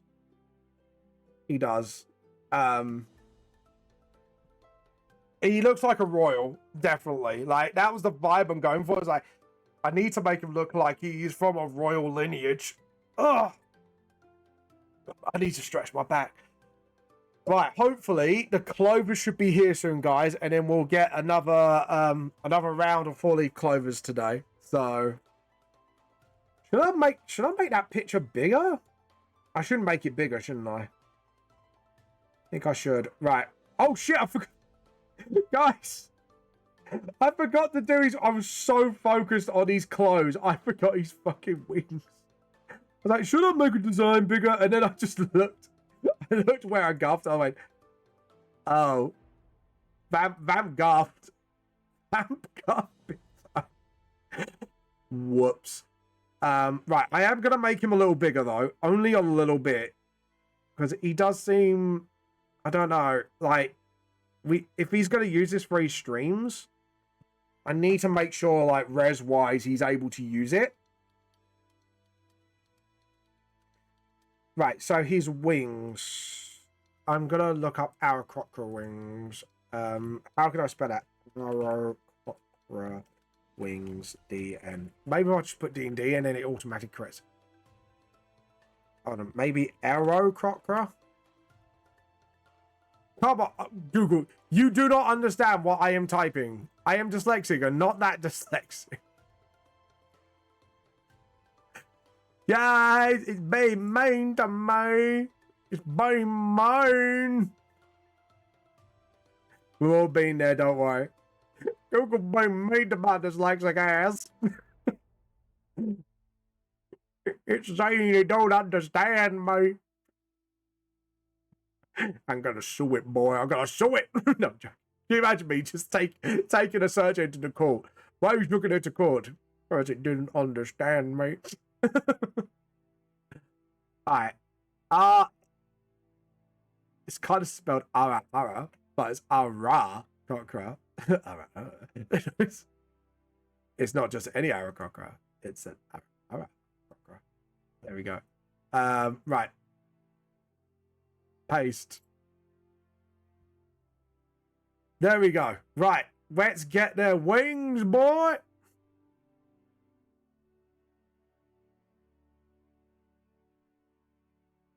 I want the wings, like, folded in and see what others have done. Okay, so the wings, the way the wings fold in, they don't exactly fold in. They don't fold in like angel wings, like how I would do it. It's sort of, they just close up a bit. Okay. Cool. That was a really good pitch of different types of Aarakocra, actually. I can see why this race is popular, not just because of their abilities, because of their actual, just the looks of. Oh, there's a really cool owl one. Oh, sorry. Sorry. You know when you look at references, like, fuck me, that's cool. Right, so. I don't want pens, I want pen. So we need to do that, and then. And we need to make sure the wingspan is big as well, because apparently he's got quite a big wingspan. I'm just gonna tell him I'm just doing wings now because Vamp gaffed. Vamp messed up. Vamp forgot. Oh, Multi, yes, add you as a friend. There we go. I forgot to add Multi as a friend. Oh dear. Sorry, Multi. I apologize. Please don't show me. Please don't show me. Don't kill my poor little brain cells. Let's be honest. We don't have much to begin with. Anyways. Oh, for God's sake, no, we're not using that. We are over that Joker now. Leave the poor Aquaman sheep alone. Fuck's sake. Because of one time I said I was straight, but even I would do Jason Momoa, and you guys have just you're relentless. You're relentless in your pursuit. And you just evolved it into I must like David Momoa as a blow-up sheep. Jason Momoa, fuck's sake. I keep doing that every fucking time. I just wasn't able to get in for some reason. Hold on. Let me try personally inviting you. Chat invite.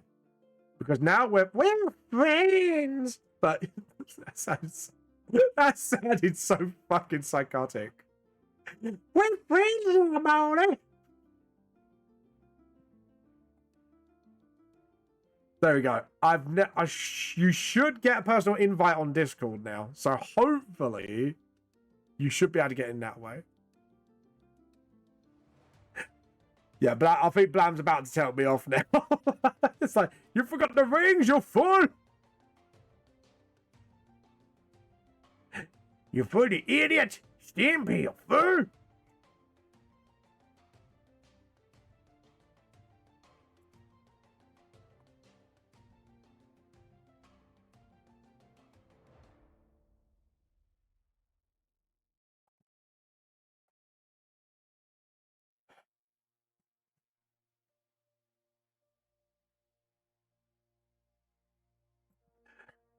There we go. I'm in, yay! We're in. It sounds like we were hacking into my own server. We're in. We're in, boys. We're in. It's party time. Woo! Anyways. There we go. And then just do that. Awesome. If we do it like that, and then just have the feather sort of, that's it. Awesome. And then... So if the wings are folded in, maybe just do a little hint. Let it undo. We're in, boys, we're in. So many jokes on little time. No. Get your mind out of the gutter, mediocre. Get your mind out of the gutter. Don't make me backhand you, boy. I know you might like that, actually. Let's not do that. Actually, you might like that. And that's just filthy. I practice. Oh, bullshit. Oh, God, fuck me. You are killing my brain cells. Hey, and we got a Clover. Hello.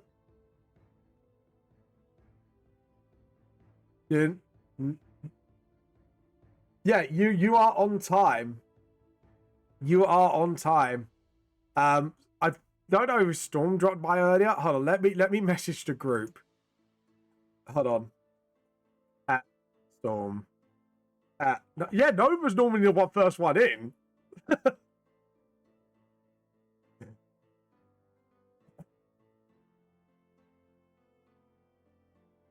Yep. There we go. But yeah, it's really hot in England today. How's it over there?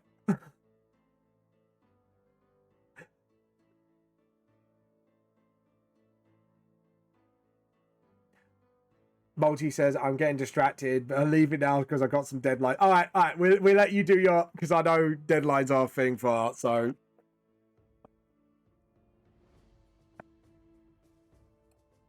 Oh, fuck my life. That is hot. Not gonna lie, that is hot. Oh, Zell, talking of Zell being You're not here, Furzel. What's wrong with you?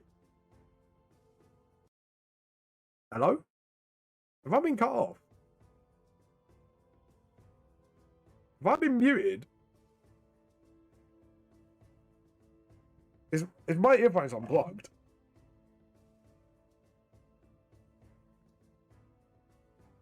Hold on, guys, give me a moment. Sorry about this. How rude! My headphones on.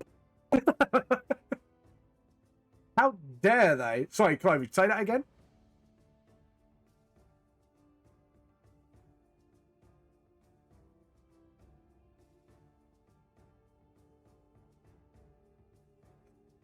Red. Oh, like a Renaissance fair. Right. So, because we go Red Fair, my brain goes, what does that mean? There we go. Right. We'll continue this later. But yeah, I'm working the last of the characters commissioned for Blam, and it's Aarakocra. Oh my god, my brain had a hard time doing the anatomy. It's because I mostly do humanoid characters, so my brain doesn't compute when it's non-human. What human, if you get what I mean, like Aarakocra head and bird legs. I have an extra one, Multi. Right. Shall we have a 15-minute break and then we'll be back for D&D? Right. So we will get storming by then. Yep. I'm now just going to switch off the mics.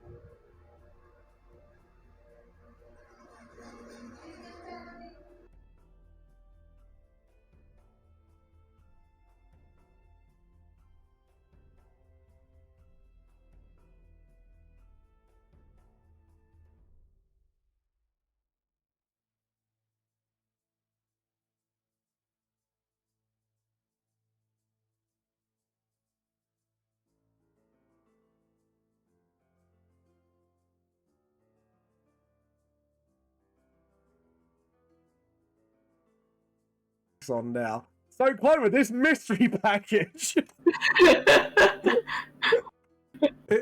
It's not a Jason Momoa inflatable, is it? Can I have it? Joking. If it is, I would be pleasantly surprised. I thought I ordered them to my parents' address, but it might be my tickets for a festival I want to go to. What, Jason? Or somebody's trying to like poison me or blow me up, one or the other. Oh God, bit morbid, but there you go. Welcome back, chat. He sent you his blow up Jason Momoa. Oh, for fuck's sake. My mom and I did once have a full-on panic about a package none of us ordered. Oh. And we're like, what the fuck is this? And then it turns out it was from a raffle for like a free tablet that I entered when I bought my tablet. Oh. And I forgot about it, so we just got a random tablet in the mail. Oh God. Don't.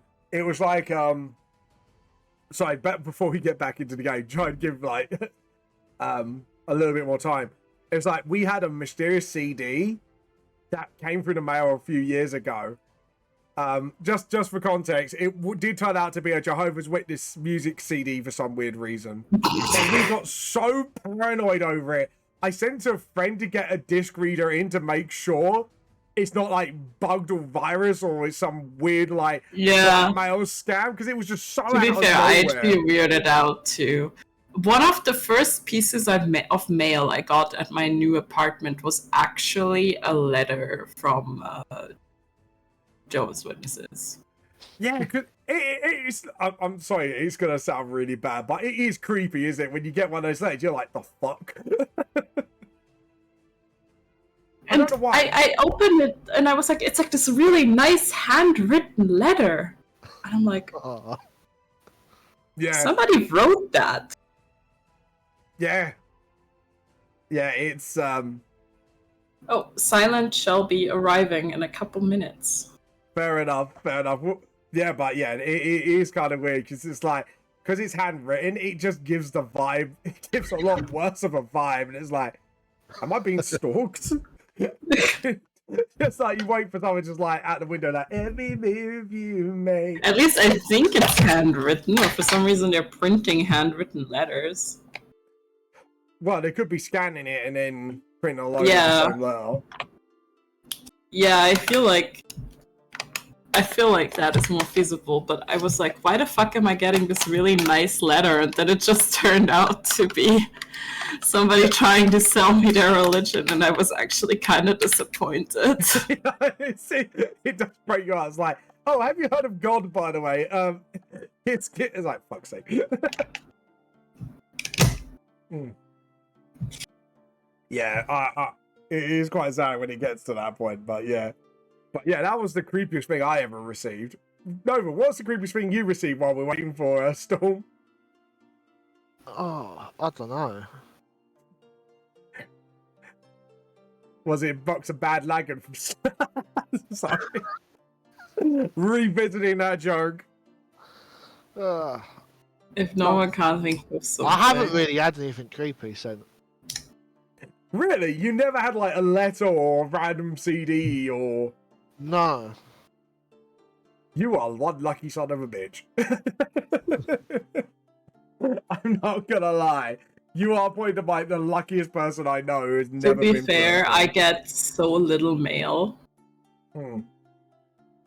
My dad, actually, whenever he's here, he likes to see if he won something, by which he means if there's mail in the mailbox at all.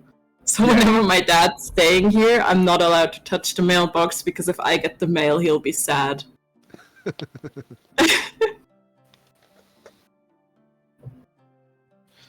Even if it's like from like a seller or something, like he's got to get that letter first.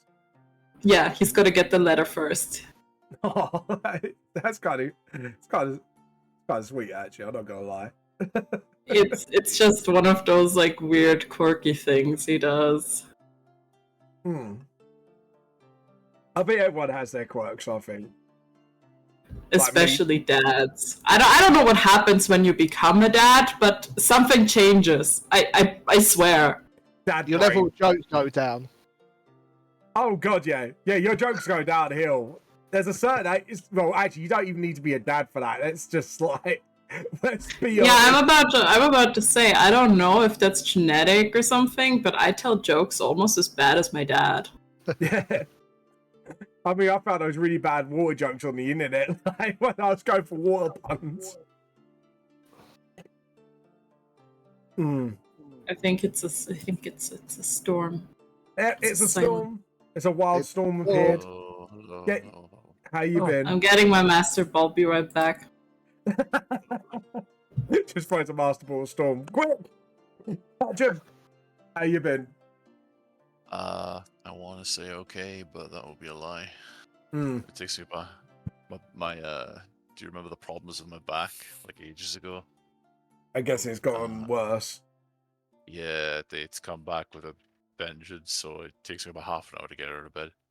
Oh, Oh God. no.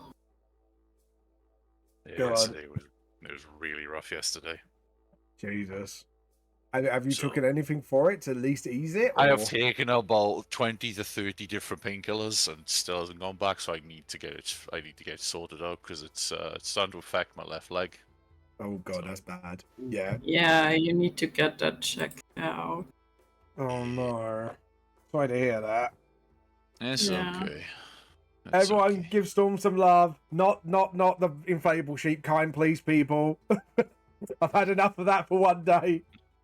But, you know, fuck you degenerates. Okay. Anyways, shall we get on with today's game so we can keep your mind off it at least? Yeah, sure. Last time on the Four Leaf Clovers, you have finally started traveling in the Underdark. While you were debating between reincarnation, whether to help the poor deep gnome or not, and marching to your mother, while coming up with anime titles for Kyrus's reincarnation across the multiverse, you did bump into a younger dwarf that inspires to be a wizard and an adventurer. You have made yourself near the because the Kavdar kingdom, which is south of you, but I believe you're at a crossroads. If I remember correctly, are you headed towards the city first or the abandoned, like, out of nowhere cathedral at the bottom? I'm pretty sure we're looking for the child.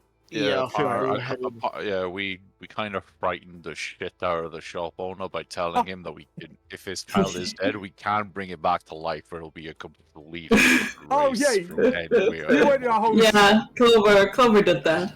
Clover's very adamant to saving this child. It's like, if your child is dead, we can reincarnate, but you might not be able to find them. Technically, he'll be able to find you. I won't be able to. Yeah. Yeah. It's like walks into the marketplace, sees someone, oh yes, this is my daughter. Yeah. It's like a fucking like Goliath. Just like, oh, is she adopted? No, reincarnated. Yeah. Or reincarnated in another universe, like that time we got reincarnated as a transformer. But anyways, you wake up. Obviously, you have your morning hot mint cocoa from Fawn, and the day under the Underdark that you think it's the morning is yours. What would you like to do, Clovers? Well, I mean, I might check on the shopkeep to see if he still has PTSD. Just run back We up. already left. Oh, did we? I Oh, figured- by the way, If you got a she might message fucking spell, fix instead. yeah. Huh? You've got a magic spell cell, so you can do it if you want to in 25 words. Yeah, Clover can send an animal messenger to Oh, him, but I God. don't think he would appreciate that. So being the heroes that we are, as I remember back to London, Yeah. we're just gonna check out this fucking random church with this random child that we don't know. Okay. So, you travel south. I would say it's not too far. It'd probably take about near-ish the afternoon to your Because now, when you've been in the Underdark now for about roughly a day or two, it's kind of warped your sense of time. Apart from, I would say, Clover's more used to it than others. But it's a bit of adjustment to get used to, because obviously you went from outside world Clover to back in. So even though you got more of a clue than others, it's still a bit weird, if you know what I mean, to get back into it. Yeah. So we technically went into Clover's deep dark cave. You wish. Of course she knows. Of course she knows where she's going. Fucking hell. We went from one bunch of degenerates to chat for another. Don't I think forget the it's best deep part dark is must be that that's a great. recycled joke. Yeah, it is a very recycled joke. Yeah, it's been going on for a while. You approach this sort of like blocked off wooden gate. It does have a keyhole in it, because it seems like they blocked it off for a reason, because obviously this has appeared out of nowhere and they're thinking, oh, that might be dangerous, so we'll block it up. Is it locked? Yes, it is No, locked. bud. I had to ask after last This- time. There's a fucking keyhole. No, but after last time where it was, oh, there's no keyhole in the door. Oh yeah, I was being a bit of a fucking troll, admittedly. Okay, Hence so, why I okay, had to ask. so when you say gate, is it like, one of like a garden gate, or is it like a palisade gate? Like, how big are we talking? We're probably talking about 6-7 feet tall, wooden panels. Looks like put together at the last minute. Let's Almost off. I like- look over there. Sorry, If you want to climb over it, feel free to. that was me. That was me talking IRL. That was 6'11". But go on. Yeah. It's got like a sort of it's sort of midway between dwarf and human height, because obviously dwarves mostly live in the Underdark, or mostly smaller creatures like gnomes. I think like drow are probably like the only tallish like humanoids that are around there. You see the dwarven guard that was with you. She kind of goes through her keys and starts putting it in, turns it, opens it, and as it opens the door, you guys walk into the area itself. You see a church or a temple that doesn't look like it quite belongs here. To, I would say, if you enter from south, to your right, and then near it, it's like a body of water that are crashing against the sort of shore of the rocks, but it's like there's almost no wind source, but it's very odd. What would you like to do? So it's a church / temple that doesn't look like it's from around here. No. You have I'm guessing you're having a closer look at the temple, Kairos. Yeah, I stare. You kind of have a look, and it's very Gothic architecture and ornate, and you see like at the top, sort of like where like the glass windows would be, but it's half smashed. There's like an insignia which looks like an eagle. One of the heads looks like it's been chopped off, but you've got one head facing to one side and the other. But it looks like it's been degraded over time.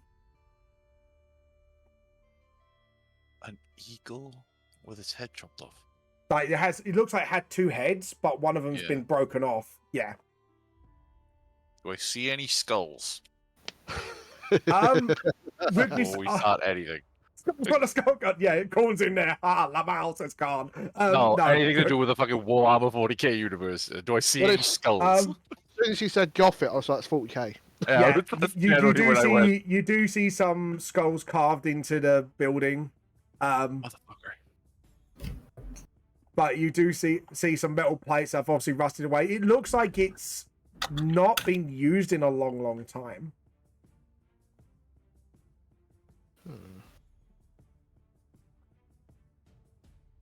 I'm going to guess that if Clover were to try and see, like, she's never seen that symbol before. Make me a quick history check actually, because you might have seen it somewhere before. Might be a new. Yeah, but Yeah. if she's seen it in new. How How many Fanalands were there? Yeah. 15. I don't know. No, I think I think just- it's the third one. We're on the third Yeah. one. Is yeah, it 3 or 4? third, I think. New, fu- new. I'm trying to buy time while I need to open my sheet. So I'm in it. New Fandaland? Question something mark. Oh wow, 18. Nice. 18. Nice. Clover surprised and all, so are we. Yeah, so you have seen this. It's on Vulcan's armor. You've seen it on Dawn's armor. You've seen it on a couple of the mech boys that Kairos decided to troll with a package. The It is Toaster quite- Boys. Yeah, the Toaster Boys. It is. I believe someone might have told you once. It's called the Imperial Aquila, where you've got the two-headed eagle, one facing the future with its eye open, while the other eye, the other head faces backwards towards the past, and it's closed.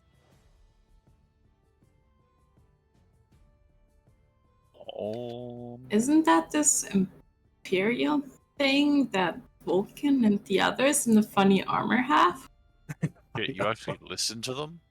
Oh, you mean Yes, if I didn't listen, that would be rude. like Kairos' friends Oh. Oh, yeah. who like to lube stuff up? Yeah. Machine, well, some sort of mechanical shit. I don't fucking know. They like to lube up toasters. I think there was something about one eye facing towards the future and the other towards the past being closed of the eagle. That's fucking stupid. How's the other eagle supposed to see? Bit too symbolic for Kairos' liking. Kairos is not symbolic at all. Yeah. Well, I think there's a meaning behind it. I'm not sure I entirely agree. What, one eye's closed and one's open? Like, that's... Keeping your What are we pillow trying tight. to symbolize here? Okay, is the door open or closed that leads into this temple? Yeah, as you push the door, strangely enough, it is locked. Of course it's fucking locked. Why can't anything be fucking simple? Well, we gotta give the Um, rogue something to do.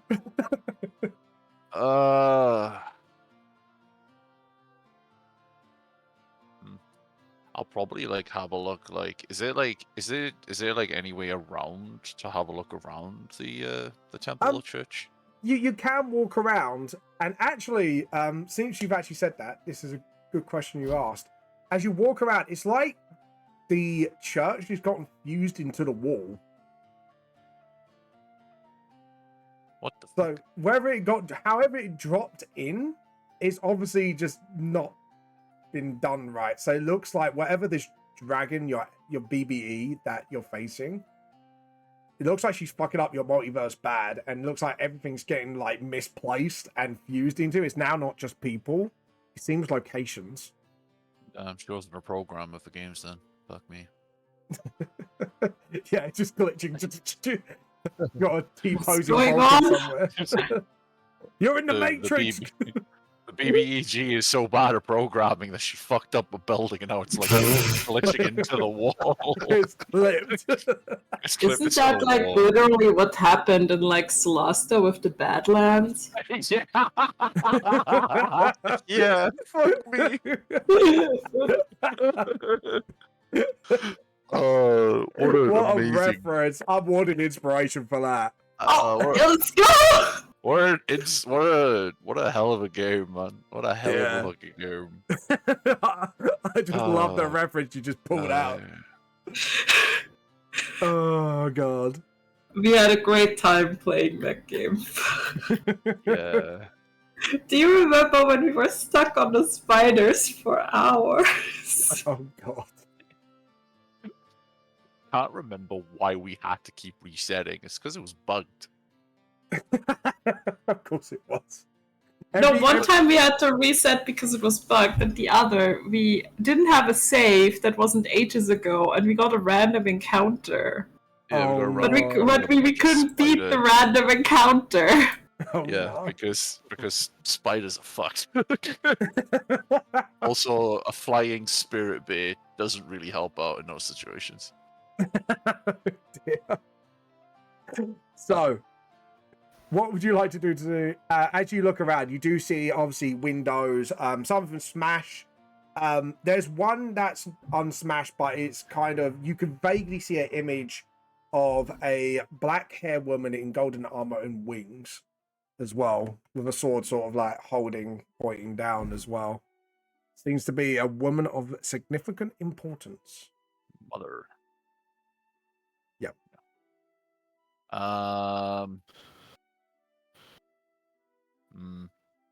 See, now we could go in through the front door, or we can go through the smashed glass, but I don't think, glass is never really nice on the human body. So, do you know anything about this? What was the dwarf's fucking name? You didn't actually ask for her name. I You've knew known it. her all this time, and you never Not a asked her single name. one of us asked her fucking name, and I was like, we don't know her fucking name. No, but Clover has offered to talk to her parents about Yeah. her predicament. Yeah, Yeah. we talked to her parents. We don't even know her fucking name. All we I'm know sure is we that asked her name she's when we like, did that. nah, man. We know her parents. We know her parents are like quite up in the royalty or nobility in this fucking place. Yeah, but we didn't Cousin know. of the king. Yeah. Yeah, cousin of the Yeah. king. That was what we called her. The cousin of the king. Don't know her fucking name. Oh, by the way, what's your name? Oh, sorry. So she kind of got flustered because she forgot to introduce herself. Not your Um, fault. We should have been more smart. You could just call me Olivia. She Liv, kind of got it. wraps her hands around her hands, like sort of nervously. How about Liv? Olivia's a nice name. Oh, thank you. Apparently my mum heard it somewhere when they were like sort of in the overworld, and she liked it. Liv it is. Do you know if you could open this one with your key? I think we didn't tend to try because we didn't want to mess with what's ever going on in there. It just, like I said, appeared out of nowhere, so it kind of spooked a lot of us. Uh-huh. Creepy for my liking. Just looking up at it, like looking at all the skulls in the slots and all that. It's just like, Okay. I'm gonna put my ear to the door just to see if I can hear anything inside. okay, could you make me a perception check, please? No. No. You just No. on me. That's a 24. 24. Nice. I am just looking from. So you do hear some voices through the door. You hear some growls and snapping, voices, hums, hymns, and a voice that sends shivers down your spine, going, "Soon, my darling, I will make you one of my own." And that's all you hear. It's quite distant because it's obviously whatever this building is quite big, but yeah. Mother. Okay, we're breaking down the door. You're Hold your breaking- horses, Arnold Schwarzenegger. All right. No, First of all, before we Look, break down- me at my -2 strength can do it. No. Realizing that we have no strength-based characters. apart from Fawn. Apart from... Forgot even he existed. Fawn's just waves. Hello. Is there any way... Right, so if I go, like, around the building, and we see, like, the smashed windows, is there any... Wait, is there, like, Because if we're talking about a cathedral, like, they're quite big windows, right? Yeah, So they're the quite windows large. themselves, because unlike most churches, this is like sort of huge. Obviously, Yeah. it was built for a lot of people to come in and have sermons and stuff like that. Obviously, because population Warhammer planets are big. The height of the windows are roughly about 4 foot, so you should be able to climb in theory. Okay, can I... is it okay for me to see if I can peek inside without actually having to go inside? Make me a stealth check. It's okay, guys. You guys can. Stealth, is it? Yes. Okay, well, it's gonna be with advantage because of the cloak, isn't it? Oh, that's cool. 29. 29. Right, I am going to take you guys to the map because I think that would be the best thing to do now. So, Oh god, there's a map. there is a map. I have created a map for this. There's a Um, map of food. There we go. So, we're going to put, because, guys, which window are you looking in? Sort of like this Yeah, one. we'll see. Yeah, we'll see that one. Yeah. Okay. And could you make me a quick perception check while you're at it as well? And we're going to put the clovers like at the door as well, just to sort of. There you go. Ooh, 14. 14. So, when you look in, obviously, with being the Underdark, have you got dark vision, by the way? Should do, yeah. I do. Clover does. Does Clovis? He's I'm checking right now. I'm pretty I'll sure. be I really do. surprised. If TVs don't have it, I'll be really Yeah, I fucking have dark surprised. vision. Yeah, I have dark vision. Yeah, so that will help a little bit with your roll. So you do see at near the altar. I'm just going to bring them up to the token light. You see a woman in almost blackened skin, old, haggard like, towering over the deep gnome. Looks like a young child of a deep gnome. Deep gnome. Blah, blah, blah. Can't speak English. You do see a couple of gnolls at the front guarding her. But you do know there is definitely more than that because you do hear voices from here because you can't really tell out what there, if you know what I mean.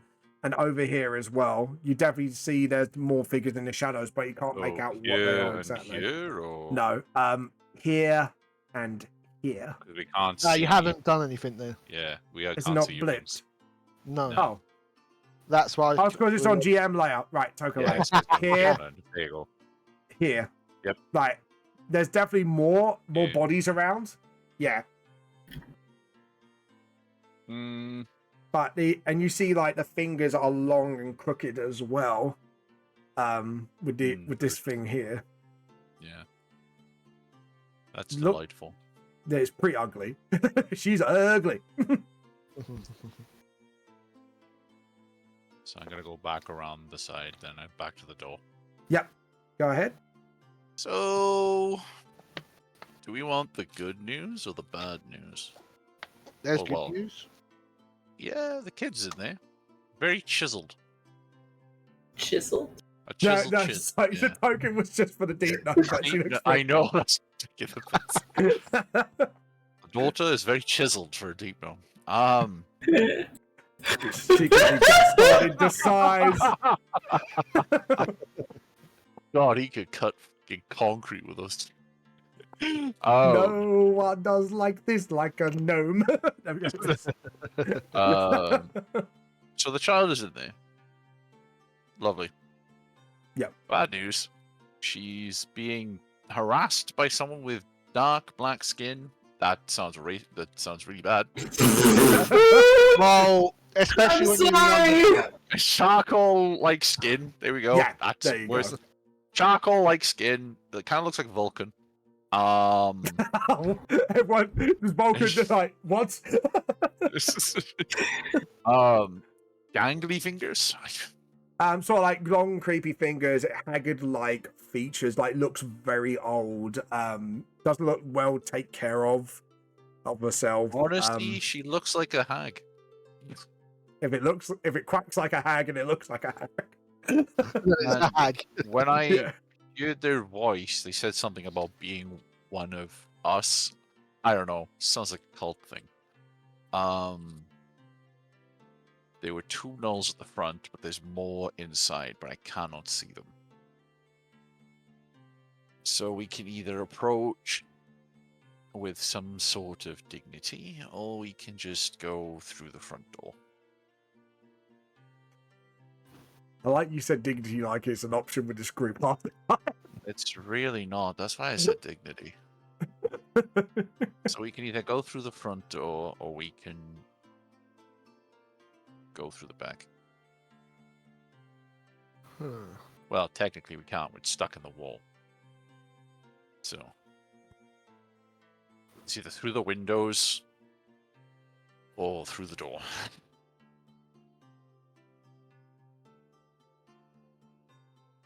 Clover, what do you think? Maro would do?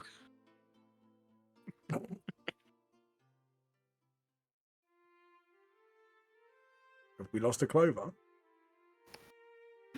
Sorry. We did, yeah. I don't know where Clover popped off to. Um, I don't know, I couldn't hear you for a second. Storm okay. said we could either go through the front door or try to be dignified and go through one of the windows. Well, if it's a hag, we need to get in there now. I was about to ask, what would Maro do? Hmm. Who? Who? Maro? Hello? Yeah, but why is oh yeah, Mero would yeet through the way. That joke went so over my head. I was like, oh, okay. I was like, what does Mero have to do with anything? Why does Kairos know about Mero? It was out of character. Oh, God. Good. I'm crying. What would Gaston do? He'd burst in the front door and start singing a song. Yeah. No one. Yeah, go on. God's sake. Holy shit, man. Oh, God. Anyways. Form goes, it's your choice, Clover. We go in quietly and try to rescue your child without causing a fight, or we could go in the front door and fight our way through. Maybe bargain. But I will advise, hags are not things to be trifled with when it comes to bargains. I I don't know know, man. from experience. So does Maro.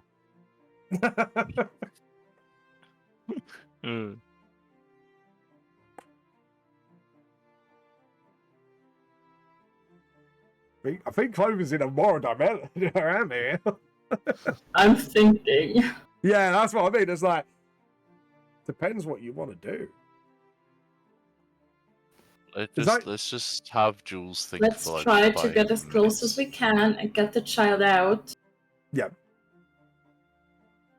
Too bad I've got Jester and her lovely cupcakes. That's the deliciousness. Yeah. Okay, so do we just want to go through the? Do you want us all to go through the front door? Well, can we get the front door open? It is locked, but if you got a picklock in skill, you could possibly get in there. You have 2 rogues. Yep. Yeah, you have to. Exactly. Exactly. First of all, Clover will cast or will use Vigilant Blessing on herself. Okay. What the fuck is that? It is from her Twilight Cleric domain, Yep. Oh yeah. and it gives her advantage on initiative. Ooh. Ooh. Ooh. Ooh, Who to you, shit. madam? Okay. All right. Cool. Since you're doing that, then Yep. who else would I want above me in the initiative? You do have Thor, who's pretty much the front line man, or you can Yeah, give but yourself Kyra can also hit with hard. exactly I can hit with hard. Exactly. hit with a hard on. I With his will. wibbly wobbly bits. No. I will No. cast Gift of Altruisy and touch Kyra, so he gets a plus 1d8 on his initiative. Excuse me. Your bad lag and enterprise is expanded, Kyra. Yeah, too fucking quick. By the way, it's lad bagging. That's bagging, sorry. So basically, on your initiative, you roll a d8 as well, and then you add that to it. Is there Yeah. any way for me to see through these windows and get a good vantage point? Ooh, that's a good question. There's ones that are more closer to the altar. I'll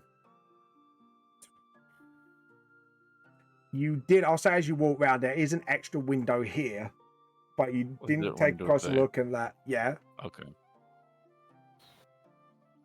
So if you wanted to go around there and sneak in, I'm kind of just thinking of what I could, like, because I know that everyone's gonna go in and they're gonna like do their own thing, right?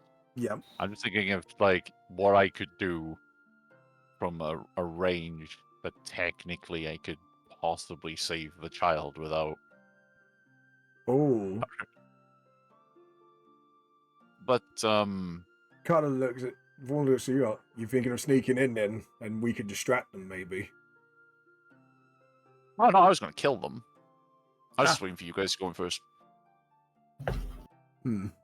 Because I'm not good at hero types, as you've clearly seen.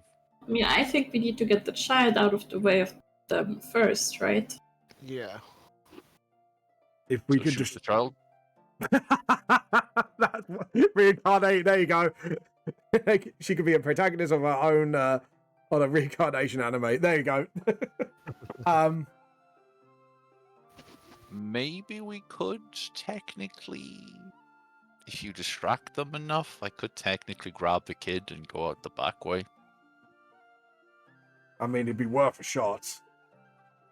How are we going to do it though? Conversation or straight into fighting? I mean, How about I try to keep her occupied? I'm good at talking. I'm down with that. Me and okay, we've traveled with you a lot. Hmm. Okay, she's not the best at talking. But I can talk a lot. She can talk a lot. Oh god, she can talk a lot. There's some words I still have to teach her, but she's getting there. Jackals doing Look, so. I just don't find the word fuck bucket very intuitive. It wasn't. It was shit bucket. You just see Paul just kind of a little bit, just giggling to himself. You can see like Kyrus's rub his temples. Look, if I'm like, I'll suggest the plan. Is that what you want to try, Clover? You want to try and like get the kid out first, and then Yes, I think before we start a fight, we should try and see if we can get the child to safety, right? Otherwise, she might hold them hostage. isn't this technically? Are they already technically holding her hostage? Yes, but I think what Clover's meant to say is put the child in further danger, and she. Christ, he doesn't know, does he? she might hurt the child, right? I mean, I can always bring them back, but What that time? not with reincarnation. If it is recent enough, I can simply. I don't have it prepared right now. Whoa, now we are not going to revive the child. We're going to try and see if we can get the child without any wounds to their father. Yeah, we scarred the father enough. I'm just saying, if the child dies, Clover will cast gentle repose on them and then revivify them. Clover, Clover, we're not doing what we did back in London where we almost burnt down an orphanage. I forgot about that. I thought you were going to bring up the fact that I put somebody's soul in a jar, but this went an entirely different direction. No, What we won't jar bring was that it, up. by the way? I won't bring that up. It was the jar of Scarlet's husband. No, I meant like what kind of jar was it out of? Because if it was a jam jar, I'll be fucking laughing. It was some sort of, I don't know, you said jar. We didn't specify the jar. Robinson's jam jar. There you go. It was a jar above, like, it was a jar of fucking Marmite. I don't know. Oh, God. Oh, God, I mean, that'd be I think we said it was a honey jar because that would be the funniest. Okay, so we put... So yeah, we nearly burned down an orphanage. I would like it if we don't put the child in danger or have to revivify them. I can sneak in the back. I'll try not to be eaten by paper mimics.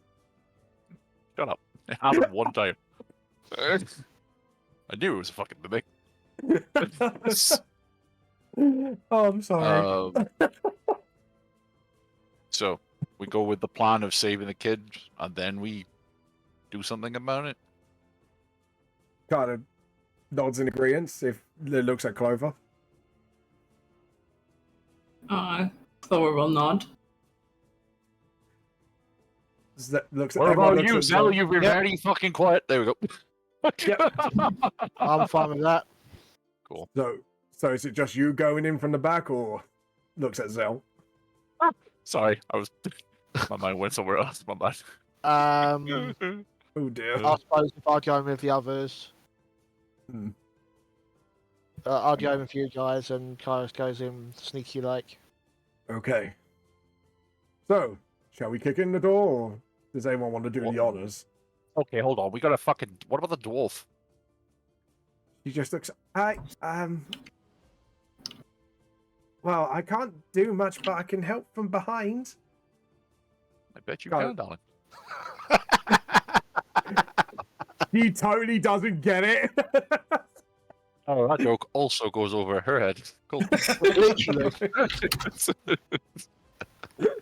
I got a feeling a new ship's going to be made this day by the fans, but anyways. Okay. Jesus Christ. Uh, You try to be funny. Yep. You got two oblivious people with you. Well, 3 if you count Paul. Yeah. Oh. Right. So I'll go in through the back way. Everyone goes to the front. Done deal. Yep. Yeah. Grand. And he walks around the corner to go and Yeah. see if this window has been smashed. You look at it, there is a corner of it is smashed. It's going to be a bit of a tight squeeze, but you should be able to fit through it. It would require an acrobatics check. And a stealth check, obviously, as well. Before I start jumping the fuck in, do I see anything in through this window? You do see a door slightly ajar here. You do see obviously some symbols of the Imperial Grilla, some of them you've got this sort of like, I'm trying to think, that the French symbol, like when knights had them? Oh, sort of yeah, I know, yeah. yeah. You got some laying about there. Look like a crate, like in the far back here. Don't know what's in it though. It's done. I swear to God, right? If I go to that crate and I pull out a heavy bolter, I shit you not, I'm gonna punch through the door. It'd be Tech Priest Lube. Yeah. It's just lad bagging, yeah. To be honest, knowing what type I of know, building this is, it'd probably be a chainsaw or flamer, let's be honest. It's a we don't wanna crazy burn the architecture. child. Yeah. Okay. So I'll try to squeeze my way in then. Alright, make me a stealth roll first and then an acrobatics check. Okay. Just to see how quiet you're gonna be. Yeah, What do you're you gonna do? be Yep. And the acrobatics. Well, you do nick yourself, but you're very quiet getting in. So you probably had like a little cut on the arm as you try to sort of shuffle your way in as you climb up. But you manage to get through with no noise. Just land on the other side quietly. dun, dun, dun, dun, I dun, dun. knew exactly where you was going with that. How am I supposed to tell the others that I'm in? Oh, bollocks! Now you need is like dental floss rope just like coming down from the ceiling to save the child. That's fine. I trust that they will just go in at any certain point. Yeah. How do you want to go through the door, by the way, guys? You want to pick lock it or you gonna I kick think it we in? want to pick the lock. Okay. Right, what do I need to do to pick? That is a sleight of hand, and if you're proficient with your pick locking kit, you should get proficiency in it. So that's thief tools, right? Yes. Yeah. Yes, I have proficiency in thief tools. And you got That's your advantage. proficiency bonus on top of it. Yeah. 20 foot. It's an old lock, but it's pretty easy. You hear a click, and you've opened the door. And it gives that eerie, creaky sound as it opens a little bit. And So do- what do we see? If you as you pop your head in to look around, you're in sort of like the intermission area of the church. And you see on the left of you an innate statue of a man. You see armor similar to Vulcan's, but a lot more. It looked like some gold leaf's been rubbed off the statue, but obviously this is a man that towers over more than any other. On the right of you, you see a generic statue of a space marine in robes. Oh. And you see a table here, which looks like an old donation bowl with some candles and skulls. This time, real skulls. Lovely. And it looks like it has like one of those like lens things as you see like the skulls floating around in Newfoundland. Almost in a state of disrepair. And then you see another bunch of doors, obviously here. Oh, great. More doors. More doors! Clover will carefully move up to the door. Yep. And watch her step. Yep. And we'll see if she can push the door open or if it's locked. You push the door and it slowly opens and it makes a opens quite loudly because obviously it sounds like the door hinges haven't been oiled in a while. You look and you see a pew with an altar at top.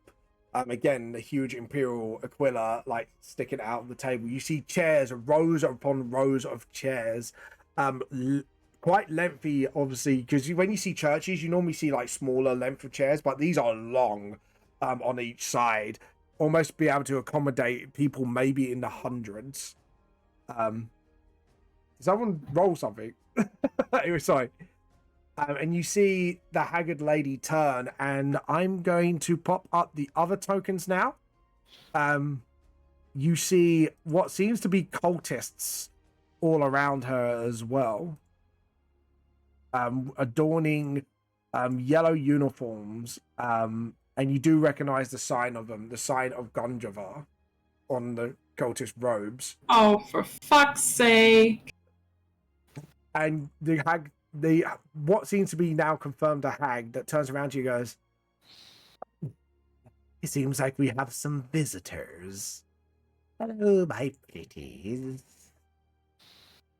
And what do you come here for?" You see everyone now suddenly is a little bit more on guard with you lot. Do you walk through the door? Yeah. Chloe will just kind of walk up and it's like, Yep. Hello. Oh, Jesus Christ. It seems we are interrupting something. That wasn't really our intention. She kind of gives this sort of eerie, creepy smile as she puts one hand on the child's shoulders and goes, "I'm just initiating this young child into our fold of hags.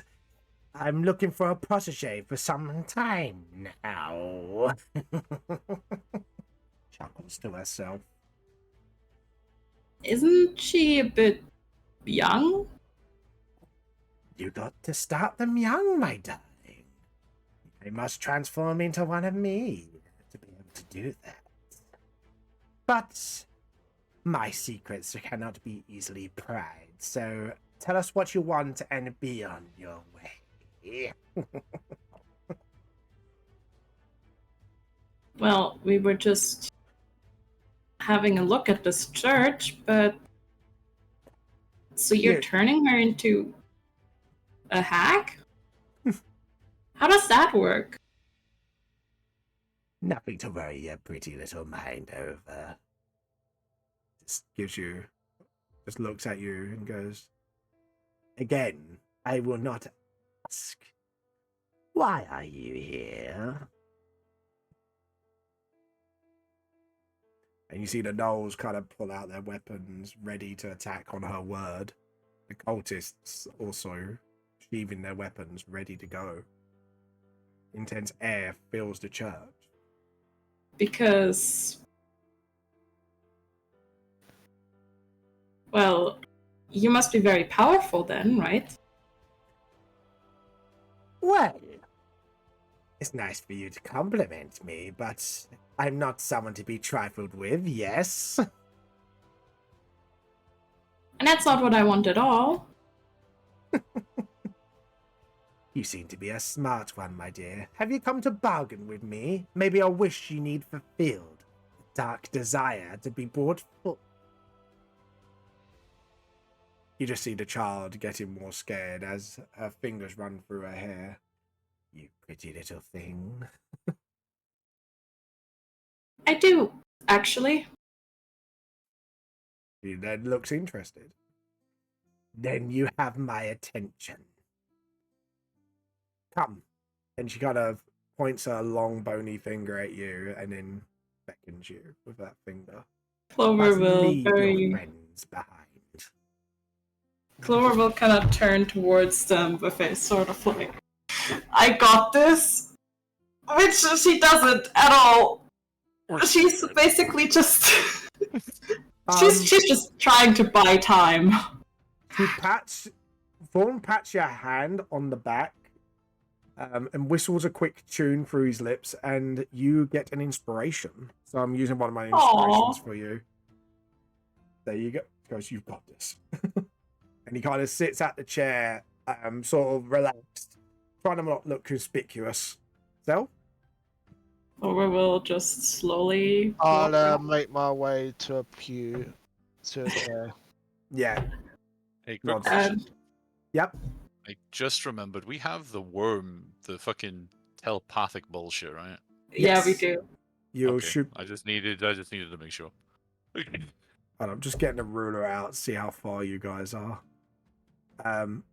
Yeah, so Clover will come into range at about 10 feet for your telepathy. Yeah, I mean, Clover would walk to about here and then see what the heck wants her to do.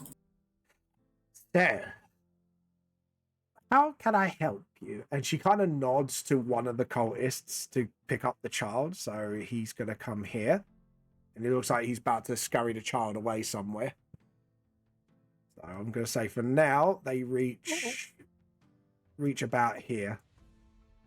About to Yes, like this is exiting the door.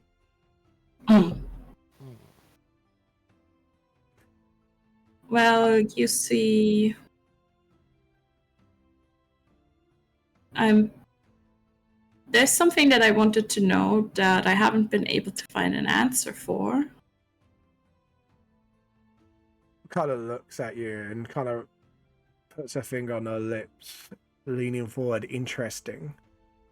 Leaning against the pew. And what is it you like to know, my darling?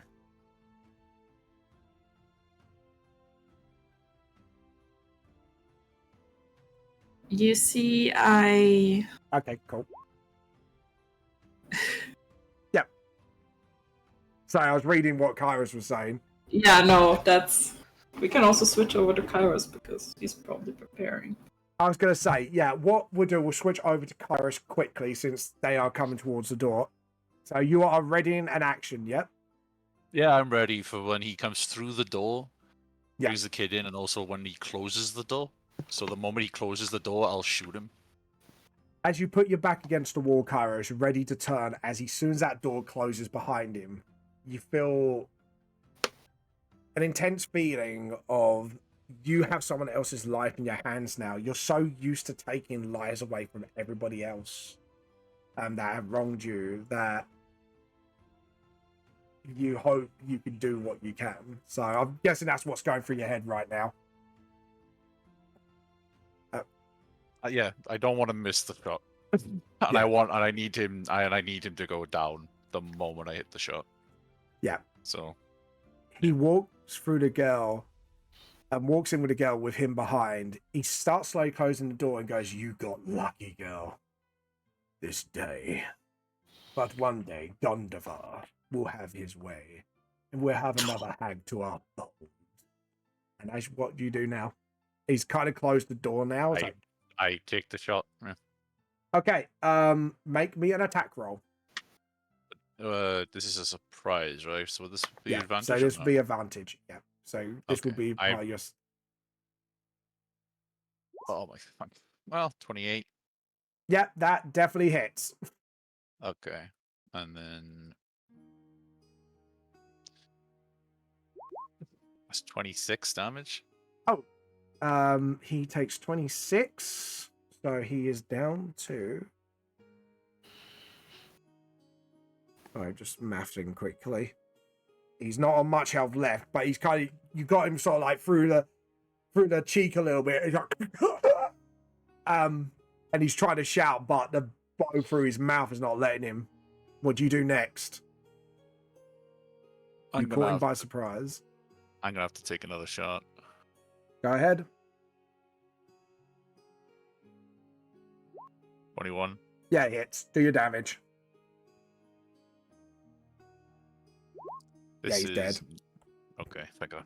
There was no, because it was surprise round then. It's like, obviously, you just got, and you get one through the bolt through his head. It's like, just drops to the ground quietly through the stone floor. Okay.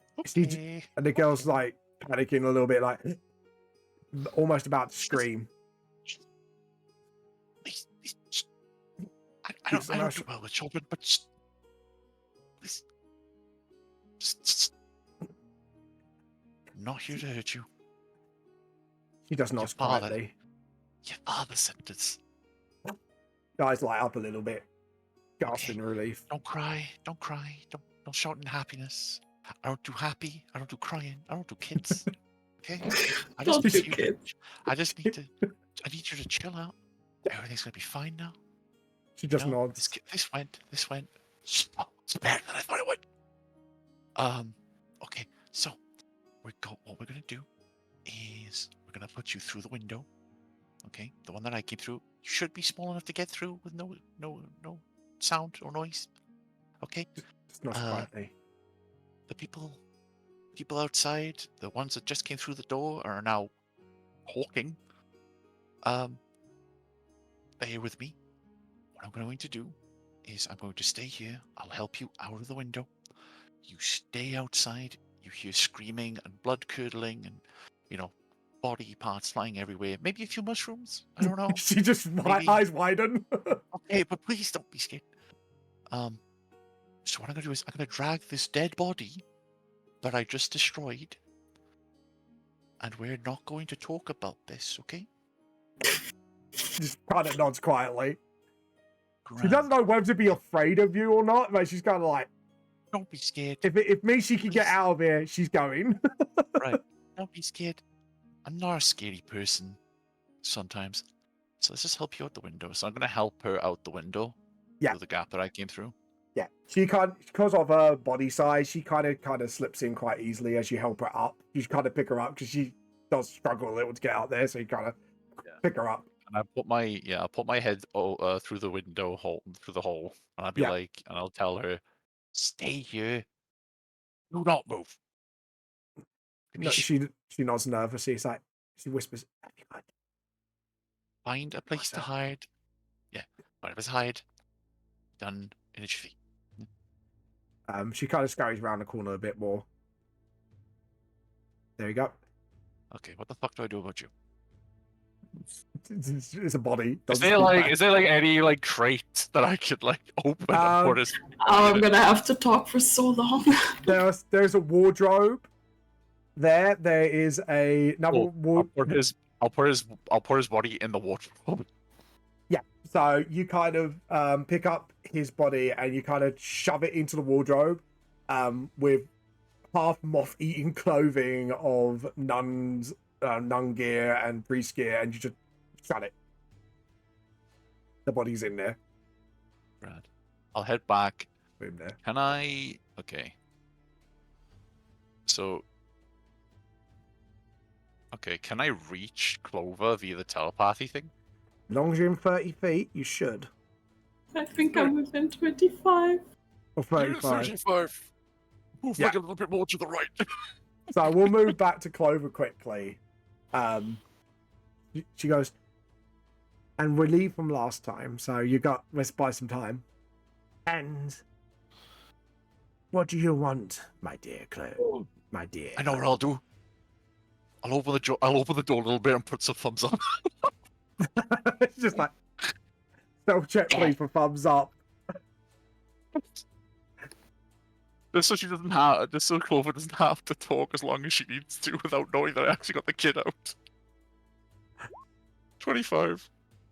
I'll say with Clover's natural perception, you kind of find That is out. actually genius because it beats probably their passive perception. But Clover's passive perception is insane. So Yeah. all you see, Clover, is Kairos like literally in this crack of a doorway with 2 thumbs up and smiling.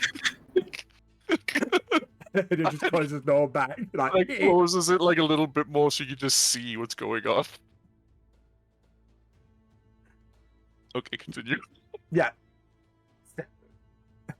As the conversation goes on, what would you like to know, my dear? Well, I'm looking for someone that I can't seem to find. Not here, not on the surface, and I don't know how.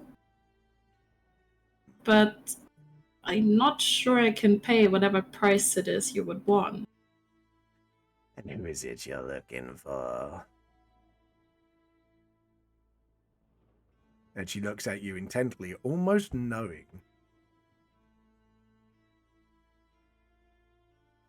Okay, does Clover get that she seems to know something? Or, like, does she actually know something?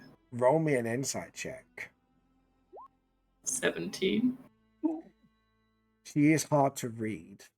Wait, I have inspiration. Go ahead. How much is his inspiration? Just reroll. Just one. No, I don't I still have Bardic inspiration from... Oh, Bardic Inspiration. Yes, you can roll it with that. I'll allow it. That's a D, because he's not high level. I think it's a D4? I thought the lowest it can be is a D6, but I might be D6, sorry. wrong. Go ahead. So I checked it. D6. Fuck. Hello, lovely. 19. 19? Tags are usually... How you been, lovely? My wife's just got back.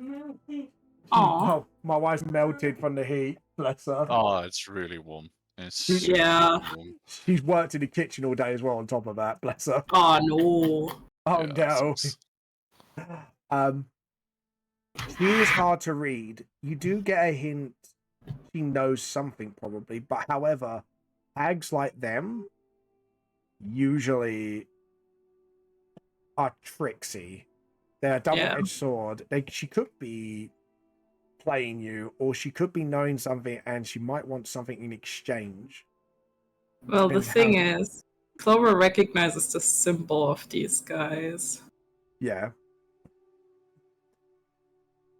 Clover is like, I think you already know more than you let on. Kind of looks at Form almost recognizingly and looks back at you. And what is it you like to know? Best not play games, my darling.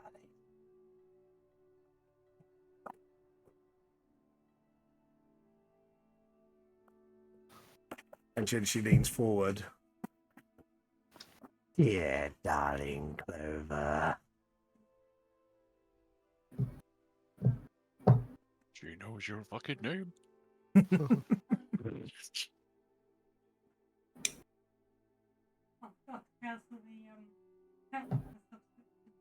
I'm sorry, I'm gonna need a moment. Yeah, no, give yourself a moment.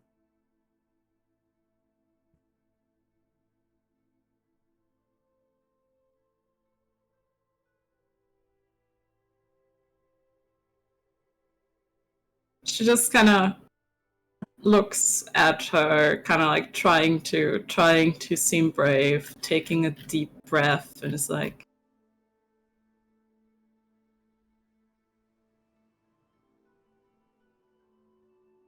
we didn't discuss if we want to kill them or not, right? You haven't discussed it, no. No, we haven't really said about like killing anybody. You said you talk until we save the kid. I gave you 2 thumbs up and a big smile in the doorway. It's Yeah. completely up to Well, you really, from now on. You could definitely end this interaction. If you want to make a deal, make a deal. If you want us to kill everybody, we will. I've already killed 1 person. Clover is just like, I think I'm going to leave. Oh dear. And I was getting excited and I was hoping we would converse a little more. It's been Such a long time since I made a deal. A very, very long time. She cackles. Well, I'm sorry to disappoint, but She just smiles very critically. I think you have some affiliations that aren't really in my best interest. Looks around. Oh, I have affiliations with many things. But if you are just leaving. She kind of thinks about her next words. The firstborn is here. The sea shall be here. And as she just starts laughing to herself, she kind of raises her hands. A black poof of smoke surrounds everybody. And they disappear.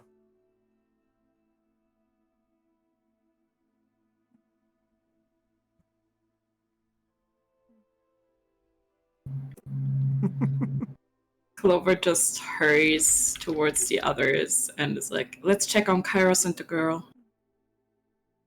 Kairos, in his wonderful ways, sees the fact they poofed in smoke, and he's like, "Oh shit!" So he runs towards the window and jumps out. You crash out the window, out style, and you just maybe Superhero go, landing. Ah, fuck. He just squeaks. Oh, fuck, you're still here. Oh my god. The reason he jumped out the window is because he thought that with the smoke and they all disappeared, she'd disappear with them. So he kind of had a mini panic moment. Yeah, I can imagine. That's actually good logic. Yeah. Yeah. Superhero landing. It's almost more of something now has peeled her interest big time, and you just see Fawn almost glaring recognizably at the whole situation, and it's like he can't put his finger on it though. He knows he needs to remember this, but doesn't. And he looks worriedly at you. Just looks at Thorn and is like, she knows something about me and about you. He swallows. I think she does. And that's what worries me the most. If the child's still here, it could confirm that her interest is now in us and not the child. I'd rather that than have the child be in danger. We can handle it. Let's hope we can.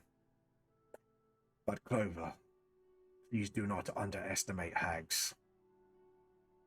Something tells me they are more dangerous than you think. I was just trying to keep her occupied while Kairos got the child. It's fine. And I'm proud of you for that. Gives you a gentle smile. But we need to check if they're still here. Yeah. Let's do a... Do you want to do a group investigation check, or do you want to help a player? I'm assuming someone else has better than me. I've only got 4, so if we do help a player, Okay. if the others are fine with that. Fawn will help as well. Clover, do you want to do an investigation check? And we'll go to Kairos while you do that. No, go, guys. Are they gone? Oh, Yeah. I mean, technically speaking, gone is a bit of an overstatement, you know, and they poofed.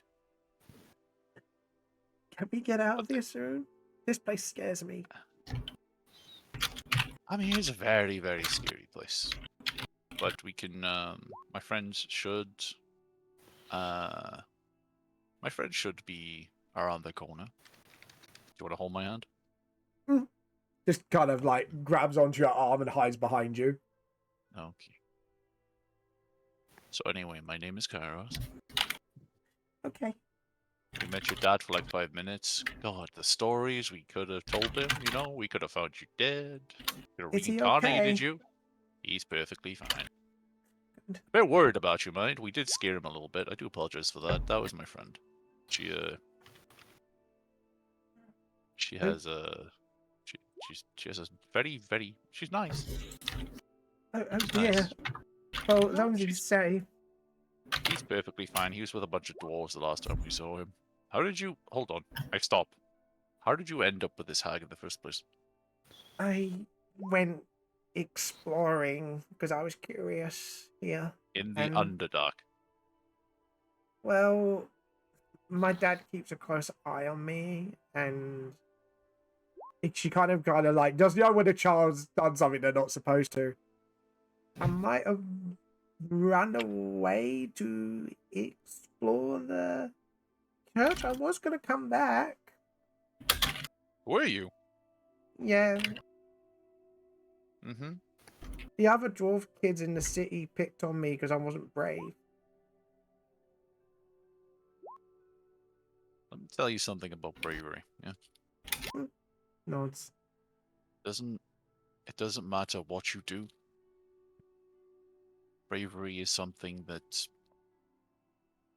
comes naturally.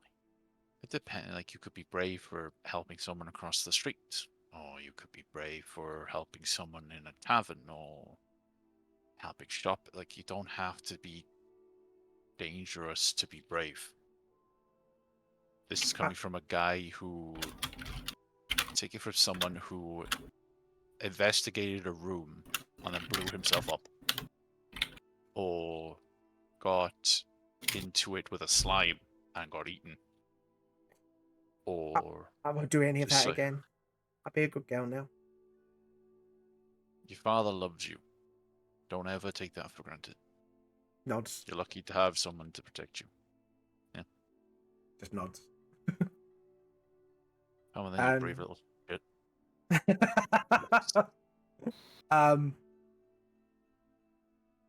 Clover, Zell, you rolled 23? 6. She's a diamond. 26, actually. 26. As you sort of explore around, obviously you find the crates. They were indeed full of chainsawed hand flamers and flamers. Jesus Yeah. Christ. It's more like Let's not, give Clover a chainsaw. But no. they're not Yes! they're not like the 7-suit super soldier ones, but you still got that sort of again, the French sort of symbol motif on the sort of guard of the chainsword, and then you got like a random Sister of Battle helmet just lying around half rusted. Oh my god, I've become a nun with gun. No, how about we don't tell anybody about this situation? Otherwise, it's going to be a war. And the dwarves are going to be so armed that nobody else is going to give a fuck. Yeah. There's also, you did find some money. Ooh. It looks like Imperial coins, but they're gold, so you should somewhat use them. They just look a bit odd. Okay. 33 gold that was lying about. 33 gold. Yeah, it's sort of like gold Imperial coins, essentially. But you can pass for gold coins if you kind of quickly.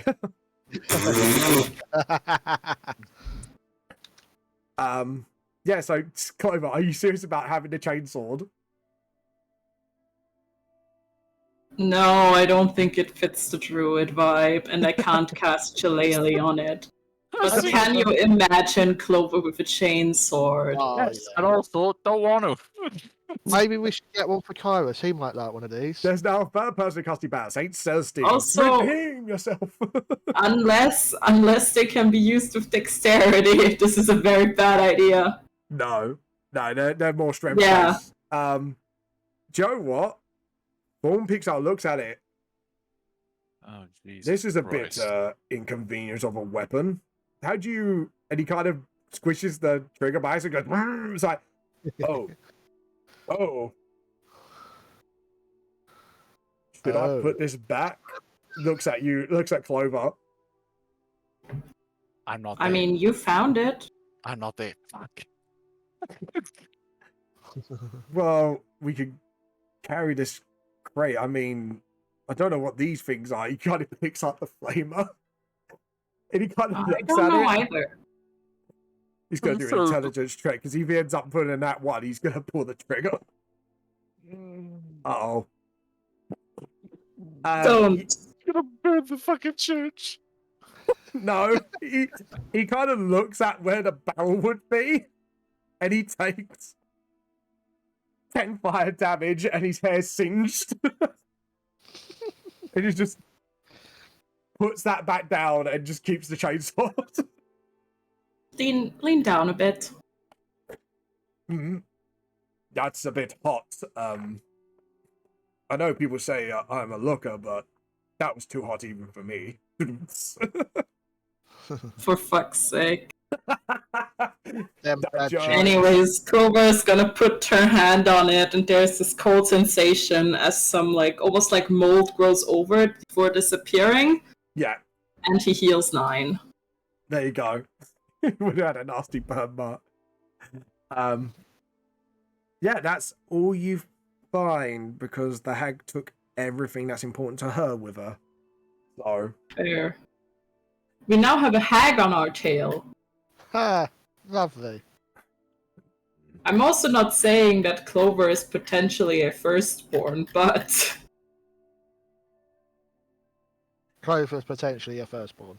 she's an only child. So yeah. firstborn of what though? That's I don't know. My mom? So anyway, kid, my friends are inside, and they're pretty strong. I wouldn't think of them to do anything stupid. like singes on the tips of the hair. They Yeah. literally, like they are. I mean, they are quite smart. Like, I don't think they would do anything stupid. Is it around this time where Thorn fucking walks out?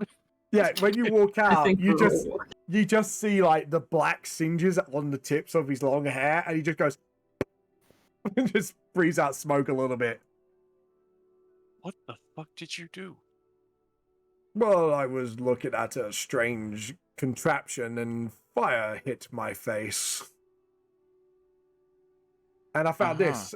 He shows you the chainsword. What the fuck is that? Some sort of weapon? Pulls the trigger and goes, You let him have this? I mean, it could come Why in not? handy. He's older than all of us combined. Have you seen his face? He's charcoaled.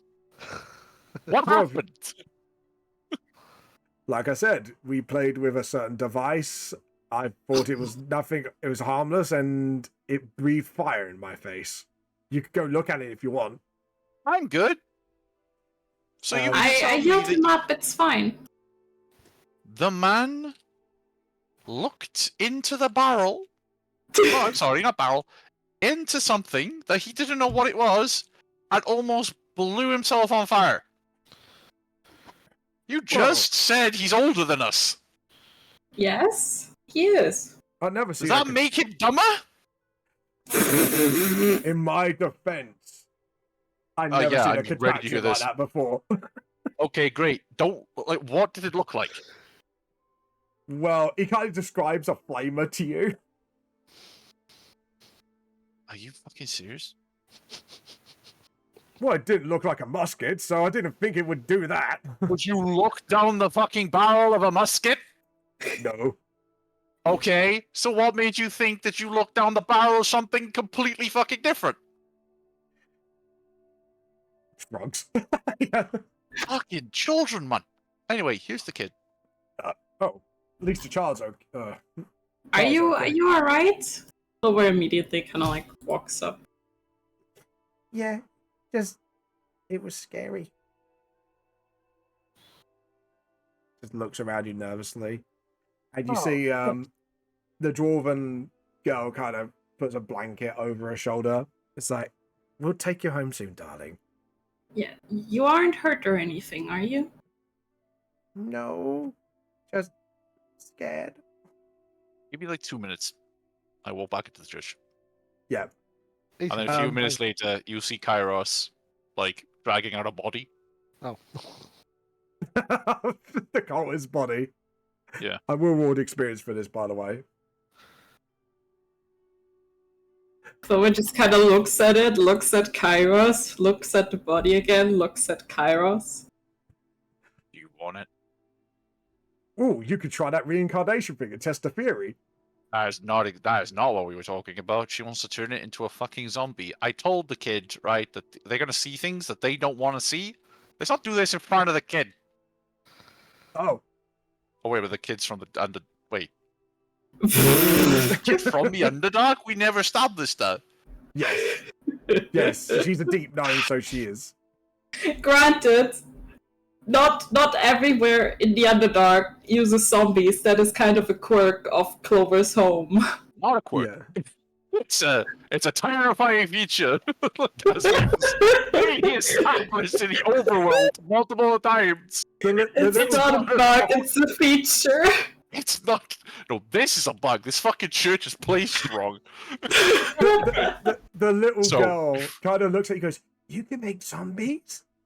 Don't, please. Oh, yes, I can. It's what my circle is, well, I guess known for. Ooh. So before I throw this fucking thing into the water like a decent person, do we want to turn it into a zombie? Do you want it? Well, I mean, if the water serves as water supply for anywhere, you could poison a whole town. Or I could bury it.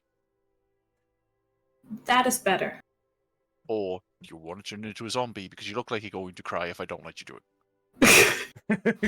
Clover kind of like, when you brought out the corpse, she kind of like, she had this like puppy eye look. Fuck's sake, fine. You can use it whenever you want. Just I take my bolts out of his fucking face. It's just like it just goes slack. It's like How is Clover the face of the party and like the most good aligned character It's here? because you're the most innocent one out of all of us. And She yet you're makes the most, zombies. yeah, but then you're the most fucked up. But there's nothing wrong with making zombies. Just the society doesn't like it. Well, well, that's the thing. The society she grew up in finds it perfectly acceptable. Exactly. Prawn goes, in a lot of societies they do kind of not comfortable with the concept. That's a them problem. I did learn on No, the I think that's an us surface. problem, Chief. If we can't walk into cities without, I don't know, 20 days to die here, fucking walking around. Just chuck a cloak over his head. No one will know. Well, it's a long tradition in the circle. You can have the body, Clover. I'm not telling you not to use the. You can use the body. You're lucky that one of them died, eh? Do you think do you think it's wrong? Over. I'm gonna stare at her for like 2 minutes. She just kind Are of we- tilts her head. Are we seriously gonna ask what's good and bad right now? After 51 episodes? I'm breaking the Granted, fourth she wall. did ask Okay. in one of the first sessions at dinner. I'm breaking the fourth wall. You think after 51 episodes we're gonna actually ask ourselves if this is clearly right? People have done good things with it, but it's mostly bad. You can take the body and raise it. The kid wants to see it. And the dwarf looks exciting, being a magic. How nerd as are well. we gonna explain this to her? Like she'll go home. It's like, Daddy, I saw the lady raise a zombie. We gotta take her back to her father with the fucking thing behind us. You know that, don't you? Yeah. Well, I can tell it to wait outside. We gotta go through a dwarven fucking palisade of soldiers, my guy. Fucking what? They're probably instant reaction is probably shoot the darn thing. Which is fair. We will see that when it happens. But Clover is going to kind of like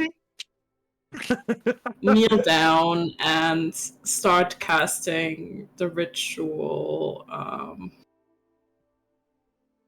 As she kind of I mean, she does have a druidic focus. Is it a Bibbidi Kyra bobbidi shroom by any doobidi chance? No, she's gonna like. I mean, her druidic focus would be like. I don't know what it would be. Something shroomy.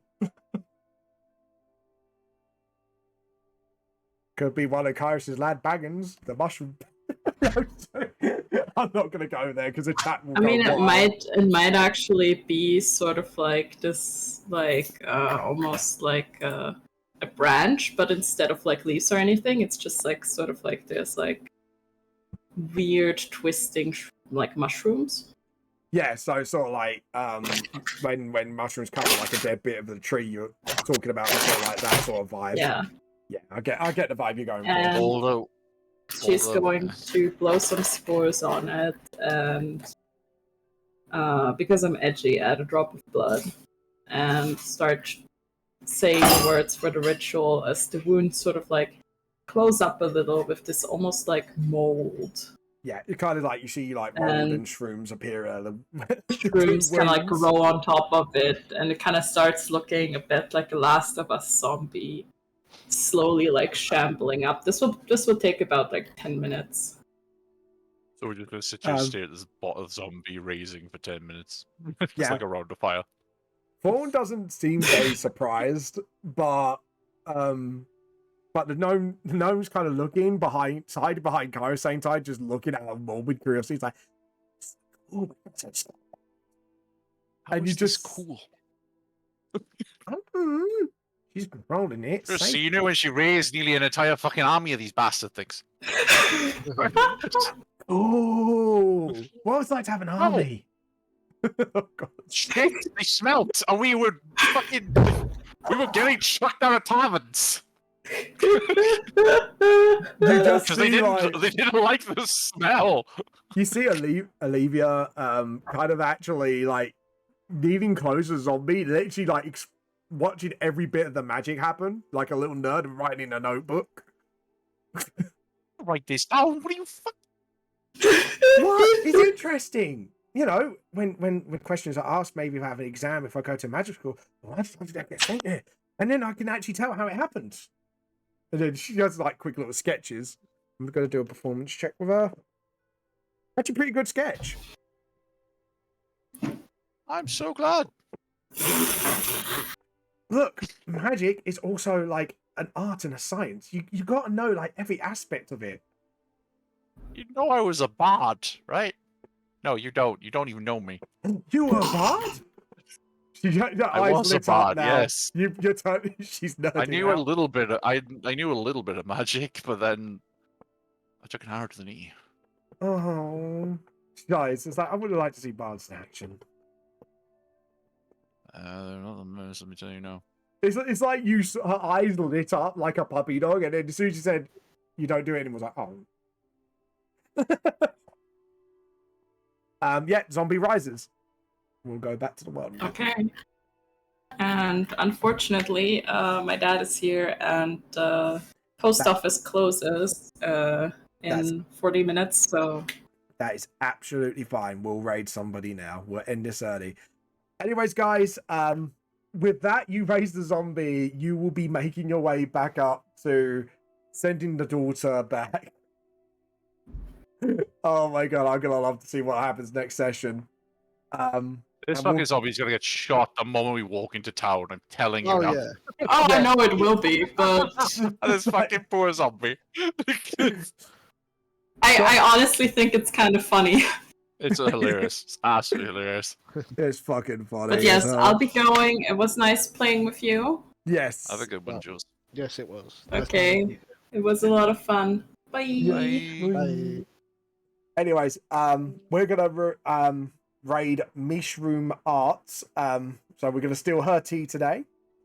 Guys, thank you for playing. Guys, thank you for watching. Have a awesome day. Look after yourself. Keep hydrated.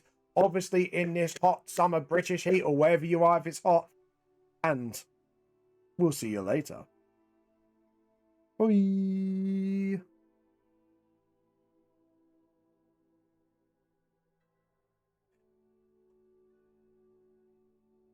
Anyways, there we go, and we'll shut this off now.